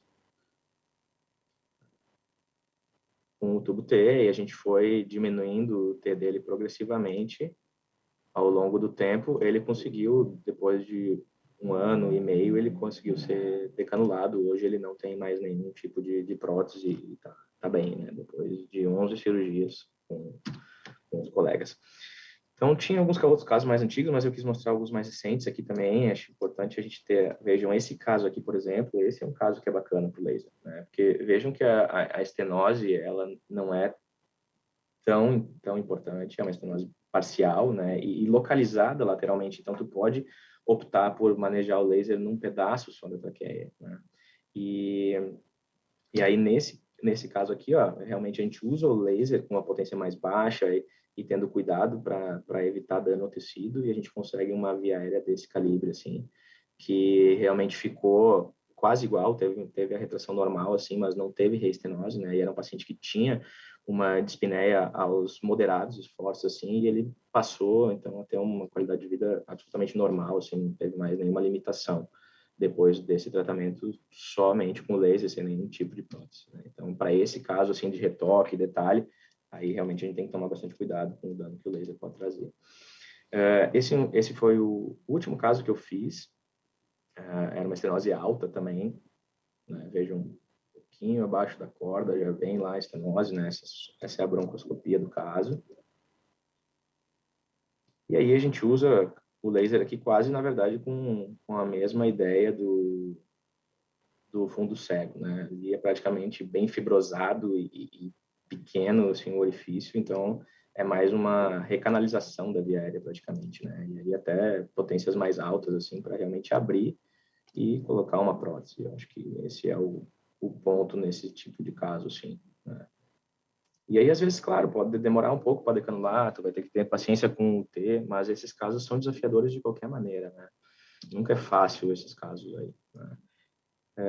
Eu acho que é importante a gente ter esse conceito, eu bato cada vez mais nisso, do cirurgião de via aérea, né? E aí entra uma parte de recurso técnico cirúrgico, tanto de formação e experiência do cirurgião, a versatilidade, o domínio de diversas técnicas. Eu acho que o cirurgião precisa saber fazer laringe de suspensão, tem que fazer rígida, tem que saber manejar o flexível, tem que ter esse conjunto todo de habilidades, né? E não apenas se limitar a eu só faço um ou eu só faço outro, né? E essa é uma das grandes vantagens que a gente tem até em relação, por exemplo, à pneumologia, né? Que não tem, eles às vezes são muito bons no flexível, mas eles não têm um treinamento muitas vezes tão intenso quanto a gente em outras técnicas. E aí isso é o que faz com que o cirurgião torácico, no meu entendimento, seja o maior candidato e quem realmente deve assumir essa posição da cirurgia de via aérea. A gente tem que ter a habilidade de fazer as traqueoplastias clássicas, mas cricoidoplastia também, nas diversas técnicas que ela tem, poder manejar os enxertos para cirurgias em que o alargamento laríngeo se torne a única opção, né? E também saber cada vez mais fazer esses procedimentos endoscópicos, manejar próteses e treinar a nossa equipe, né? O anestesista e o instrumentador e o auxiliar, eles são muito importantes na cirurgia da via aérea porque os nossos tempos são mais curtos, né? Muitas vezes em cirurgias do tórax a gente consegue ter um pouco mais de tempo entre esperar alguma coisa acontecer ou em orientar que o anestesista faça alguma coisa. Na via aérea, às vezes esse tempo é precioso e as coisas ficam muito aceleradas, né? Quem faz bastante via aérea sabe que a gente passa, às vezes, por momentos, como o Humberto falou, em que as coronárias são quem mais sofre, né? E equipamento disponível eu acho que é fundamental também. É claro que a gente não precisa ter tudo, né? Se tiver crio, se tiver laser é legal, o laser é mais uma possibilidade. As próteses, massa, bacana se tiver, mas o velho tubo T, né? Como a Roger nos falou, né? É o do dia a dia e é o que nos salva na grande maioria das situações. O que eu acho que são boas indicações para o laser? Eu acho que para ressecar tumor endotraqueal e endobronquial é uma boa opção a gente usar o laser. Os cuidados com a ventilação, elas são coisas importantes, é uma questão importante, como o Beto falou, os 30%, 40% ali. Né? Seria uma vantagem da CRIO, a gente não teria essa limitação, mas a CRIO tem outras desvantagens, então eu acho que realmente a questão da vaporização para ressecção de tumores e refazer via aérea, ela acaba ficando muito elegante, né? Não sangra, fica muito bonito. E eu acho que ele é factível na grande maioria dos casos com alguma facilidade. Em casos muito desafiadores, a gente hoje talvez tenha a possibilidade até de, a gente tem visto cada vez mais procedimentos feitos em ECMO para a gente não se preocupar tanto com essa questão de ventilação durante o procedimento. Então, também é uma possibilidade que eu acho que a gente tem que ter em mente para casos mais desafiadores, né? Usar o laser e ter uma outra alternativa para poder oxigenar o paciente. Desobstrução tumoral, entrando nessa mesma indicação de cima, né? E nas estenoses benignas, eu acho que realmente a principal, assim, são as estenoses altas, especialmente as muito altas, e as em fundo cego para recanalizar. Eu acho que é uma maneira bacana de fazer o serviço, né? Não é a única, isso eu acho que é bem importante, mas é uma maneira de fazer. E lesões pequenas de via aérea, papilomas, como também foi comentado, e retoques, eu acho que também é bacana, e aí sim, com potências bem baixas e fazendo realmente uma coisa mais delicada e com detalhe. E eu acho também que é essa questão de que toda vez que um procedimento muito complexo for uma alternativa, por exemplo, nas estenoses altas, em que muitas vezes tu vai ter que partir para uma laringectomia com enxerto anterior e posterior de cartilagem, aí talvez a tentativa de uma abordagem por laser, como o Humberto mostrou ali, colocando um enxerto posterior em alguns casos, talvez seja uma alternativa anterior e deixar o alargamento laríngeo com os enxertos para o final, para uma última alternativa. Eu acho que esse é um bom ponto também que a gente pode pensar no uso do laser. Então, acho que, na verdade, a gente tem que entender como mais uma ferramenta. Ela é cara, mas assim não é absurdamente cara. Então acho que isso é um ponto também para ser levado em conta. Não é aquela coisa assim que é impagável. A gente tem coisas nas cirurgias torácicas que são bem mais caras do que um orçamento de um laser. Então também não ficar com aquela ideia de que é muito caro, então a gente não pode fazer ou não vamos fazer, né? Não é esse absurdo de caro. Acho que são casos selecionados, não é para a gente usar em todo caso, até por conceito. O que eu quero passar é o conceito de que ressecar a parte doente da traqueia anastomosar as partes sadias, no meu entendimento, é a melhor opção na grande maioria dos casos. E é isso, pensar no laser sempre que for muito complexo as outras opções de tratamento. E aí vejam, né, a gente demorou um tempo, foi em 2016, final de 2016, e aqui já é 2020, né, aquela menina de 14 anos agora já com 18, iniciando biomedicina, ela acabou fazendo medicina, e aí a gente conseguiu decanular ela, foi trabalhoso, demorou uns 3 anos para decanular essa menina, mas está aí, né? Esse é o resultado, ela está com uma vida absolutamente normal, e foi por causa dela que a gente começou a experiência com laser, então é bem bacana, assim, o retorno que isso traz em relação à demanda de investimento na nova tecnologia, de ir atrás, de tentar fazer acontecer, de conseguir fazer a logística funcionar. Mas é isso, ela que foi o foco desse primeiro caso, ela realmente foi um sucesso aí depois do tempo que teve de aperreio no meio do caminho, mas o resultado final para ela foi maravilhoso, ela está tendo uma adulta jovem com uma vida absolutamente normal, né? E com o desafio de que era uma estenose idiopática, ela nunca tinha tido intubação prévia, não tinha uma causa aparente, não tinha nenhuma doença de colágeno, nada, né? E realmente eu acho que, assim, essa questão de a gente tentar migrar para estentes biodegradáveis, eu acho que talvez seja uma das grandes soluções. Talvez não esteja no ponto ainda com o estente tcheco, né?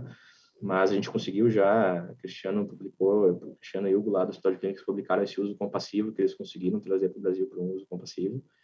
E realmente, se a gente conseguir, pensando do ponto de vista teórico, se a gente conseguir colocar uma prótese que tenha força para segurar a dilatação que a gente conseguiu e que depois ela vá se absorvendo ao tecido, né? Se a gente conseguir esse tipo de tecnologia, isso seria talvez o ponto máximo assim para a gente ganhar muita coisa em relação ao tratamento das doenças traqueais.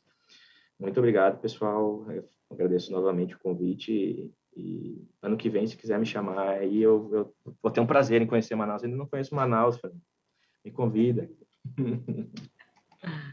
Você está perdendo, viu? Eu tive o prazer de estar aqui presencialmente, vale a pena demais, viu? Vale a pena. Bem, a gente tem um tempinho aí para discussão, eu queria acionar, então, o doutor Paulo Cardoso, pode já tirar o mudo aí do microfone. Doutor Roger, você vai ficar comigo aqui, Roger? Então, o Roger já está presente aqui. E aí, colocar para os colegas, os participantes, quem quiser fazer algum tipo de pergunta, pode utilizar o chat aí que nós temos diretamente, que ele vai aparecer aqui comigo e eu vou filtrando e passando para os colegas.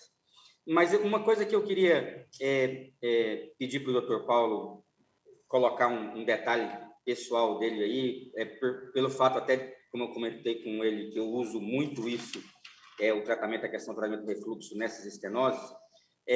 Eu queria ver com o senhor, doutor Paulo, em relação, eu sei que o senhor já comentou na sua apresentação, mas no seu dia a dia, em relação de medicação, o que o senhor utiliza mais frequentemente e em que situações, eventualmente, o senhor seja um pouco mais agressivo em algumas situações? Por exemplo, num caso que eu tive, que eu indiquei uma funduplicatura para uma paciente que a estenose dela era idiopática e, a priori, ela não conseguimos identificar nada de doença autoimune para ela, né, doença granulomatosa, e que a lesão começava ali grudada na prega vocal e ia até a cricoide. Nesse caso mesmo ela não tinha sintoma referido de refluxo, mas eu fiz a funduplicatura para ela e, por incrível que pareça, depois que eu fiz a funduplicatura, ela falou que um sintoma que ela tinha de um pigarro noturno e de manhã cessou com a funduplicatura. Mas, se o senhor puder colocar na parte prática mesmo, até em relação a quais medicações que o senhor gosta mais, dosagem e tudo mais, em relação ao tratamento do refluxo para essas lesões mais altas na traqueia. Por favor, doutor Paulo. Obrigado, Humberto. Não precisa me chamar de senhor, ou Cecilene, nada disso, não. Somos colegas aqui, é um privilégio a gente estar falando sobre isso. Aliás, eu queria, grande Roger, muita saudade do meu amigo Roger, aí o Wolfgang também. Puxa, muito legal a gente estar juntos aqui. Eu acabei de vir do Congresso Europeu e fiquei impressionado, né, como a traqueia explodiu no mundo inteiro, né? Nós tivemos as sessões de traqueia, eu estava presidindo uma sessão com o grupo de Viena, e geralmente as sessões são meio domésticas, assim, pouca gente e tal, lotado, muita pergunta, muita coisa, impressionante, realmente não é só aqui não, tudo quanto é lugar. eu queria aproveitar e cumprimentar o Roger por essa iniciativa dele, que eu conheço, que é sensacional, muito legal. A gente precisa levar isso para fora, viu, Roger? Precisa mostrar isso para o mundo, porque o pessoal fala muito da Amazônia, não sabe nada, não sabe nem onde é que fica, eles acham que tem girafa lá, aquela história toda. Então, você falar sobre doença traqueal na Amazônia, isso é uma coisa muito importante. Bom, com resposta a tua pergunta, Humberto, eu acho assim, eu e o Hélio começamos a coçar a cabeça com isso há uns 10 anos atrás, porque eu já vinha com essa experiência quando eu saí do pavilhão para São Paulo, mas a gente não sabia exatamente o que acontecia. Então, nós começamos a tratar esses pacientes agressivamente com inibidor de bomba de prótons. No SUS, no Hospital das Clínicas, eles fornecem gratuitamente para os pacientes apenas o omeprazol. Então, nós não temos acesso a esomeprazol, etc., para a massa, né, para todos os pacientes. Então, nós passamos a utilizar a dose dobrada, que é 80 miligramas dias, 40 miligramas de manhã e 40 miligramas à noite. Isso porque a minha experiência prévia com motilidade digestiva durante muitos anos mostrou que esse regime de ablação ácida, você realmente zera, né, a quantidade de ácido no refluxato nas 24 horas. Então, isso está bem documentado e tal, isso não tem muito o que discutir. Então eu falei, bom, então se é assim, vamos para as cabeças. O grande problema é que existe aquela cultura da doença do refluxo e versus o refluxo. Então o gastrologista, o cirurgião digestivo, para que você usa? Ele não tem nem esofagite, mas ele não tem mesmo, né? Essa é uma outra doença, essa é uma outra história, né? Então hoje nós usamos para esses pacientes todos 80 miligramas dia, né, e aguardamos ele terminar tudo. Ou seja, o paciente tem cirurgia ortopédica para fazer, tem a recuperação neurológica, fez uma cranioplastia e não colocou a calota de volta, tem uma série. A gente espera, eu costumo dizer para os residentes, nós ficamos no fim da fila com a ficha na mão, esperando.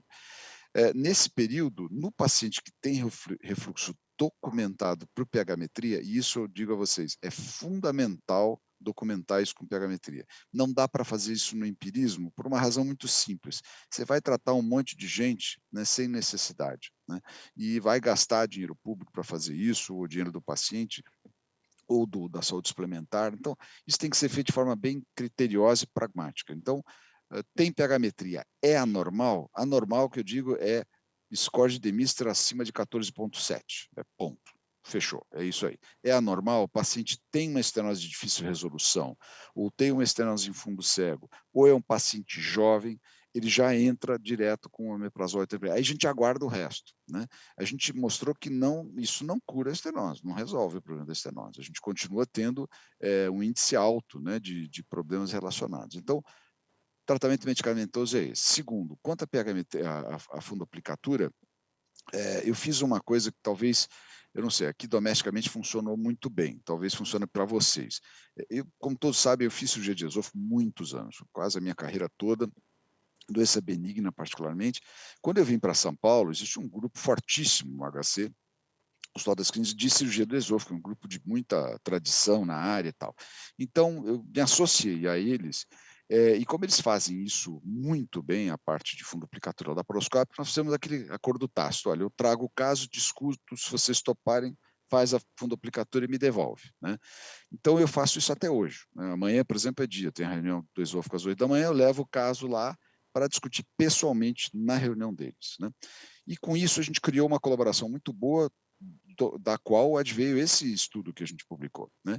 Então, eu recomendo que vocês façam isso. Se você não vai fazer a tua própria fundoplicatura, se associe a alguém para entender, para as pessoas entenderem o que você precisa, né? E aí, a partir daí, as coisas ficaram muito melhores. Então, acho que esse é um caminho importante, né, que vocês têm que traçar. Não recomendo o tratamento, quer dizer, indicar fundoplicatura para os doentes sem você ter uma documentação com pH-metria, fica muito difícil, né? É muito empírico e é um risco, né? Não é um procedimento inócuo. A fundoplicatura é um procedimento que tem complicações, tem uma série de outras coisas. Então, não sei se eu respondi a tua questão objetivamente, mas é essa. A diferença é a seguinte, muda completamente o jogo de bola. Totalmente. Né? Na nossa experiência aqui, eu falei para vocês, a gente vê 1.800 a 2.000 pacientes com estenose de traqueia por ano no Hospital das Clínicas, no ambulatório. É muita gente. Mudou tudo. Né? Nós temos hoje um resultado bem melhor, menos complicação e menos recidiva. Isso é muito importante. O Wolfgang falou uma coisa que eu achei fantástica. Eu quero até depois fazer uma pergunta para ele, mas não vou me estender muito para dar tempo para os outros falarem. Em princípio, é isso que eu queria dizer a respeito disso. Obrigado, doutor Paulo. Eu tenho uma certa facilidade em relação à questão do pessoal da fundoplicatura, porque já fizeram fundoplicatura em mim, né? Então, eu tinha doença do refluxo e eu... É um sobrevivente. Mas eu tenho uma relação boa para poder fazer isso, mas eu tinha realmente a doença do refluxo.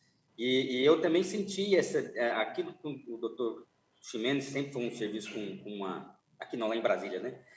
Um serviço muito importante em relação à doença da traqueia, desde quando o Pearson foi para lá, na época. Mas, assim, eu vi também essa diferença grande quando eu passei a tratar o refluxo em relação às reestenoses nesses casos. É extremamente importante. Em relação, Wolfgang, você comentou sobre a utilização, eventualmente, do laser para poder usar em situações em que você usa modo contínuo, ao invés de pulsado, e potências maiores para vaporização. Mas, assim, a gente também, isso é meio empírico, né? Nós já tivemos uma discussão uma vez com o Hélio, com o Ribas, com o Balheiro. Qual seria a melhor estratégia em relação à potência para você ter o melhor possível de benefício do que você quer, que é cortar, com o menor dano colateral possível de queimadura, né? O que você percebeu aí? Qual é o parâmetro que você utiliza mais? E o que você percebeu de manejo em relação a isso? Como a gente não tem muito protocolo em relação a isso, acaba sendo um pouco empírico, né? A utilização nossa isso é pioneira, vamos dizer aí. Qual que é a sua opinião em relação a isso? Essa é uma pergunta aberta, né, Humberto? A gente está vendo isso na robótica também, quando a gente fala de potência do bipolar e tudo mais, né? E a gente vê opiniões diferentes, né? Eu acho que esse entendimento do cirurgião sobre o que ele quer em cada caso é importante, né? Eu nunca usei modo contínuo, porque o modo contínuo ele é muita fumaça, acaba sendo difícil de aspirar tudo, né? Então é sempre pulsado, mas o que eu acho que tu gosta ali das potências bem mais baixas, 3 a 5, eu geralmente começo, né? Eu geralmente começo com potência baixa e vou subindo. Mas quando eu vejo, às vezes eu tô, principalmente nesses casos assim de fundo cego, em que eu quero abrir realmente um espaço, quando eu vejo eu tô em 8, né? Sempre pulsado, daí daqui a pouco também 9, 10, eu vou até a potência máxima muitas vezes, sabe, Humberto? Eu vou subindo, né? E outra, tu sempre pode tatear a potência das duas comprimentos de onda. Então isso também é difícil, tem até isso para o refinamento da história, a gente não tem isso no ponto ainda, né? Eu acho que talvez seja um dos grandes desafios, assim, a gente entender que para alguns procedimentos, talvez potências mais altas de um comprimento de onda e mais baixas de outro, e para outros os 2 altos, para outros os 2 baixos. Essas questões aí eu acho que estão bem aberto e eu acho que ainda não tem um manual assim para dizer faça isso ou faça aquilo para cada procedimento, né? Eu vejo assim eu vejo que tu usando, tu gosta muito de potência bem baixa, né? Sempre bem baixa. E ali, por exemplo, naquele caso em que a gente fez um retoque, é claro que a gente vai fazer isso com delicadeza, mas assim, quando tu quer abrir uma estrada, a potência baixa, ela te limita muito, tu vaporiza muito pouco, e o que tu quer é vaporizar o tecido, e a grande vantagem do laser é justamente vaporizar o tecido e ganhar espaço, ganhar luz traqueal ali naquele caminho, né? Então, e também aí começa a ter que ter muita paciência também se tu for fazer isso com potência muito baixa. E aí também questão de ventilação, de viés, tu tá com uma traqueostomia, isso é tranquilo. Tu pode fazer com calma e com tranquilidade, mas quando tu tá tendo que parar para ventilar depois de algum é sempre mais difícil também esse tato, né? Mas eu acho que isso hoje é muito cirurgião dependente, é muito procedimento dependente, né? O Marcão acho que ele quer dar um pitaco também nessa questão. Bom dia, Humberto. Nós estamos aqui do Centro Cirúrgico. Sim. Ok. Vou cumprimentar o Dr. Paulo Cardoso, meu grande parceiro, professor Roger. E levamos esse trabalho com muito gosto. O Wolfgang, que já esteve lá conosco, inclusive nos auxiliando lá no uso do laser. nós vamos operar um caso aqui com laser, uma estenose subglótica. Talvez a gente não consiga passar todo o procedimento, mas a gente vai tentar pelo menos passar alguma parte. Houve um problema estrutural aqui da transmissão, e a gente vai tentar colocar pelo menos alguma imagem aí, tá bom? Humbertinho. Ótimo. Obrigado. Daqui a pouco eu te encontro ali no centro cirúrgico. Estou esperando vocês por aqui. Um abraço a todos. Tá, valeu. Doutor Paulo, por favor, o senhor ia fazer um questionamento aí para o Wolfgang. Então, eu levantei a mão. Primeiro, um abraço no Arthur aí, na turma toda. Saudade de vocês, né? Bom a gente estar junto de novo, né? Puxa vida, rapaz, quanto tempo. Tô louco para a gente apertar a mão assim um do outro, né? Tá chato esse negócio de pandemia. Não, a pergunta para o Wolfgang é assim: você está usando o DMC, né? O laser da DMC, nós também. Só que nós começamos mais devagar. Nós fomos para o laboratório primeiro para definir a questão de dano térmico lateral do laser, né? Justamente por conta daquilo que você mostrou, né? Quer dizer, o laser ele tem um perigo, né, muito grande. Você vai lá e é tão fácil. Esse laser de contato é um laser cirúrgico, para nós cirurgiões é totalmente intuitivo, né? Porque nós fazemos isso o tempo todo. E ele faz curva, né? Essa é a coisa mais legal. Quer dizer, então você consegue, carreando pela fibra ótica, você mudar o ângulo e fazer um controle melhor. O problema é que isso dá um dano térmico lateral importante e tem uma resposta inflamatória após. Então, nós fomos para o laboratório, fizemos isso em porcos, publicamos, etc. E agora estamos na segunda fase usando um outro comprimento de onda. Então, eu tenho duas perguntas para o Wolfgang. Primeiro, se você usa no modo pulsado, como a gente usa também, e a gente está migrando também para a clínica para as desobstruções. Então, a gente publicou agora, o ano passado, aliás, no início desse ano, não é? A desobstrução, a técnica que a gente desenvolveu lá no INCOR, e agora nós apresentamos 59 casos, na verdade são 62 agora, casos de desobstrução de estenose em fundo cego. A grande dificuldade nesse processo é você fazer isso sem energia, né? Porque o cautério ali é péssimo, né? Quanto mais cautério você usar, pior. Então, o que a gente aprendeu no laboratório, a ideia é migrar para o laser e começar por aí, né? A nossa experiência clínica com o laser pulsado e, em princípio, nós começamos com 980 nanômetros e testamos agora o 1470, que é a tese do Isaac Rodrigues, que é nosso colega, que está fazendo o doutorado aqui conosco nessa área. Então, eu queria saber de você, primeiro, duas perguntas. Qual é a potência que você usa? Normalmente, se você varia a potência, porque ele é dual, né? Ele tem os dois comprimentos de onda. E segundo, quando você termina, quer dizer, isso na desobstrução, isso seria fundamental, porque a gente teria já um orifício bem grande e a gente sempre coloca o tubo T lá, né? Então, quando você termina isso, nos pacientes você coloca o tubo T, quanto tempo você aguarda para trocar esse tubo T ou tirar e ver como é que ficou? Então, isso é uma pergunta específica, porque nós temos uma rotina para isso também e eu gostaria de discutir isso com você. Excelente, doutor Paulo, excelente, né? Como eu estava comentando, é um dos grandes usos, eu acho, que o laser tem papel, é esse do fundo cego, né? E como eu falei, assim, é muito empírico, assim, para mim, pelo menos isso ainda é muito empírico da potência, né? Sempre pulsado também, mas acho que talvez até muito mais pela questão da fumaça do que até pela questão do dano colateral. A gente tem uma pergunta aqui também, só para complementar o raciocínio, em relação ao laser na parede posterior da traqueia e laringe, quais os limites da utilização do laser para evitar a lesão do esôfago, né? Complementa essa ideia, né? Esse é um dos motivos que eu gosto muito de usar o broncoscópio rígido ou o laringe de suspensão e entrar por cima sem broncoscópio flexível. Eu acho que com o broncoscópio flexível tu acaba ficando com uma liberdade até exagerada de poder inclinar demais a ponta do broncoscópio em direção à parede. Quando tu tá usando no laringe de suspensão, tu mantém mais a ideia de estar na direção da traqueia. Tu mantém, então, os teus movimentos, e por mais que tu tenha algum movimento, tu consegue chegar mais perto da parede, ele acaba mantendo o mesmo ângulo da luz. E aí, se tu vai abrindo nesse sentido radial, a chance de tu lesar o esôfago é quase nula, né?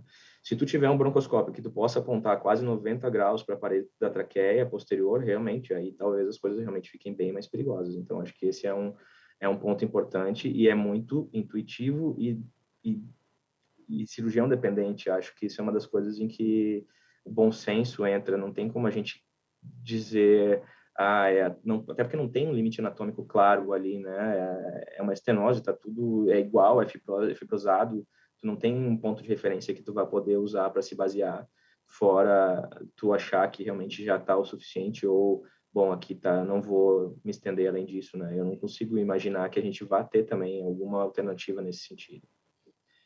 E Perfeito. é muito bacana, eu tinha ouvido falar já que você está dos testes, né? Então, Paulo, acho que isso é bem importante também, né? Que a gente traga essas informações do laboratório também para ajudar a definir essas questões que para o paciente realmente, né, do uso prático. O objetivo final, viu, Humberto, é justamente a gente migrar para a forma híbrida de confecção da laringofissura posterior. A gente tem muita estenose laringotraqueal, nós já passamos aí de 70 casos de laringofissura posterior com interposição e tal. É muito, muito, muito mórbido para o paciente, né? É muita coisa, né? São 3 cirurgias em 2 anos, é um atropelamento mesmo, literalmente. Então, se a gente conseguir fazer isso com laser na parede posterior com segurança, é por isso que nós voltamos para o laboratório para fazer esse estudo e colocar o enxerto, a gente poderia até unir forças, nós 3, você, o Wolfgang e nós aqui, e desenvolvermos isso em conjunto. Eu acho que seria muito interessante, porque nós já temos, quer dizer, o Isaac, inclusive, está, a segunda parte da tese dele é a desenvolvimento da técnica no laboratório. Então, nós já fizemos a primeira parte, terminamos, né, que é o segundo paper já com esse comprimento de onda novo, e a ideia agora é desenvolver a técnica. E eu acho que a gente podia fazer isso em conjunto. Seria muito legal, porque a partir daí a gente pode fazer uma série de casos em conjunto, publicar isso em conjunto. A gente tem uma boa abertura hoje, sobretudo fora do Brasil, para aceitação desses dados e tal, porque eles têm muito pouco isso lá, né? Então, tudo que a gente faz aqui, para eles é uma coisa extraordinária e tal, é muito interessante. Eu já vi as perguntas mais absurdas, eles acham que a gente trata a estenose com tubo T e tal, porque bota 200 por ano, eu boto 200 tubos T por ano aqui, mas é porque a nossa população é diferente, né? É uma outra coisa. Então está aqui a minha sugestão, né? Nós estamos abertos para isso, eu gostaria muito de fazer essa colaboração com vocês, os 2 serviços de Recife e de Brasília, e a gente desenvolver essa técnica juntos, que eu acho que é muito legal. O Humberto já fez alguns casos, né, Humberto? Mas quando você padroniza, tudo fica diferente. Essa coisa da desobstrução, nós começamos, eu e ele, há muitos, 14 anos atrás. Hoje é redonda a técnica híbrida com laringosuspensão, como falou o Wolfgang, e uma mini cervicotomia de 1 centímetro na borda superior da traqueostomia, a gente faz tudo por aí. Vale a pena ver, inclusive com estenoses muito longas, idiopáticas, de 3, 4 centímetros, dá para fazer com segurança, e até agora não vemos nenhuma fístula traqueosofágica, nenhuma lesão esofágica. É óbvio que um dia sempre cai na cabeça da gente essas coisas, né? Mas o importante é você estar habilitado para lidar com isso e fazer isso de forma segura, né? Então está aqui o meu convite, tenho certeza que, em nome do Hélio e do Benoit, nós 3 aqui, somos os 3 cirurgiões da traqueia aqui na USP, vou ter integral apoio deles para a gente fazer essa empreitada juntos e desenvolver essa técnica em conjunto. Excelente. Vai ser um prazer, viu, doutor Paulo? É um prazer, uma honra. E, inclusive, o Isaac, se não me engano, ele passou um período lá com o Walter Keplech, não foi isso? Isso, o Isaac, eu tive lá, quando eu tive num curso de transplante o primeiro curso que o Toronto fez em conjunto, ele estava lá, e é um baita de um serviço que trabalha com esses alargamentos, né? Vai ser uma honra e muitíssimo obrigado pelo convite aí. Depois a gente podia alinhar detalhes sobre isso aí, sobre ida, a gente iria lá com prazer lá poder tentar passar isso aí. Vou mandar um e-mail oficial para vocês aí direitinho. Só o teu eu não tenho, Wolfgang. Se você puder passar aí no chat, eu já anoto aqui, tá? E a gente conversa sobre isso. E sobre o Grupo de Viena, a gente tem uma ótima colaboração com eles já de alguns anos. Eu tenho ido lá regularmente, vou agora em novembro, depois em março de novo, e eles são muito receptivos. O Walter aposenta da universidade agora em novembro, e é o Konrad Hetznecker, que é o braço direito dele, que assumiu o serviço, que é o chefe de serviço hoje. E ele abraçou assim a cirurgia de traqueia para valer lá, porque eles têm um grupo de via aérea fortíssimo lá. E eu tive até presidindo essa mesa com o Conrad, agora no Congresso Europeu, nós conversamos várias coisas, seria muito legal a gente desenvolver isso em conjunto, e talvez eles até entrem na história, porque eles são um centro de referência para isso também, né? Fica aqui o meu desafio para a gente fazer perfeito. isso junto, que é divertido. Eu tenho certeza que o Wolfgang vai abraçar também.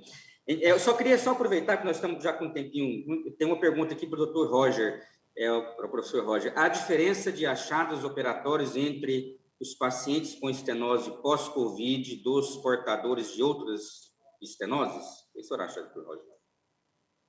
Olha, assim, nosso material não é muito grande de estenose pós-Covid comparado com não Covid, entendeu? O que nós temos percebido é que tem uma relação mais direta com o tempo de intubação. São pacientes que normalmente ficam muito tempo intubados. Ou seja, talvez não fosse uma relação diretamente com a Covid. Né? Eu não tenho dados suficientes para responder essa pergunta com solidez. Isso é mais ou menos uma ideia que eu tenho acerca disso aí. Bem, eu acho que nós estamos aí on time, né? Exatamente 11h01, passei 1 minuto do horário aí que o doutor Fernando Westphal nos autorizou. Eu queria agradecer, viu, professor Paulo, agradecer mesmo o convite, a parte dentro desse trabalho que vai ser excepcional aí, e a participação dessa mesa de hoje. Doutor Wolfgang, muitíssimo obrigado, doutor Roger, que está aqui comigo. E um grande abraço. Espero, viu, doutor Paulo, em breve poder estar aí para apertar a mão do senhor. Como o senhor falou, essa pandemia está no final aí. Eu vou encontrar com os meninos lá no centro cirúrgico e um grande abraço a todos aí. Parabéns aí pelo workshop, sensacional. Roger, grande abraço. Saudade de você, cara. Paulo. Grande abraço. Grande abraço. Tudo de bom. Falou, tchau, tchau.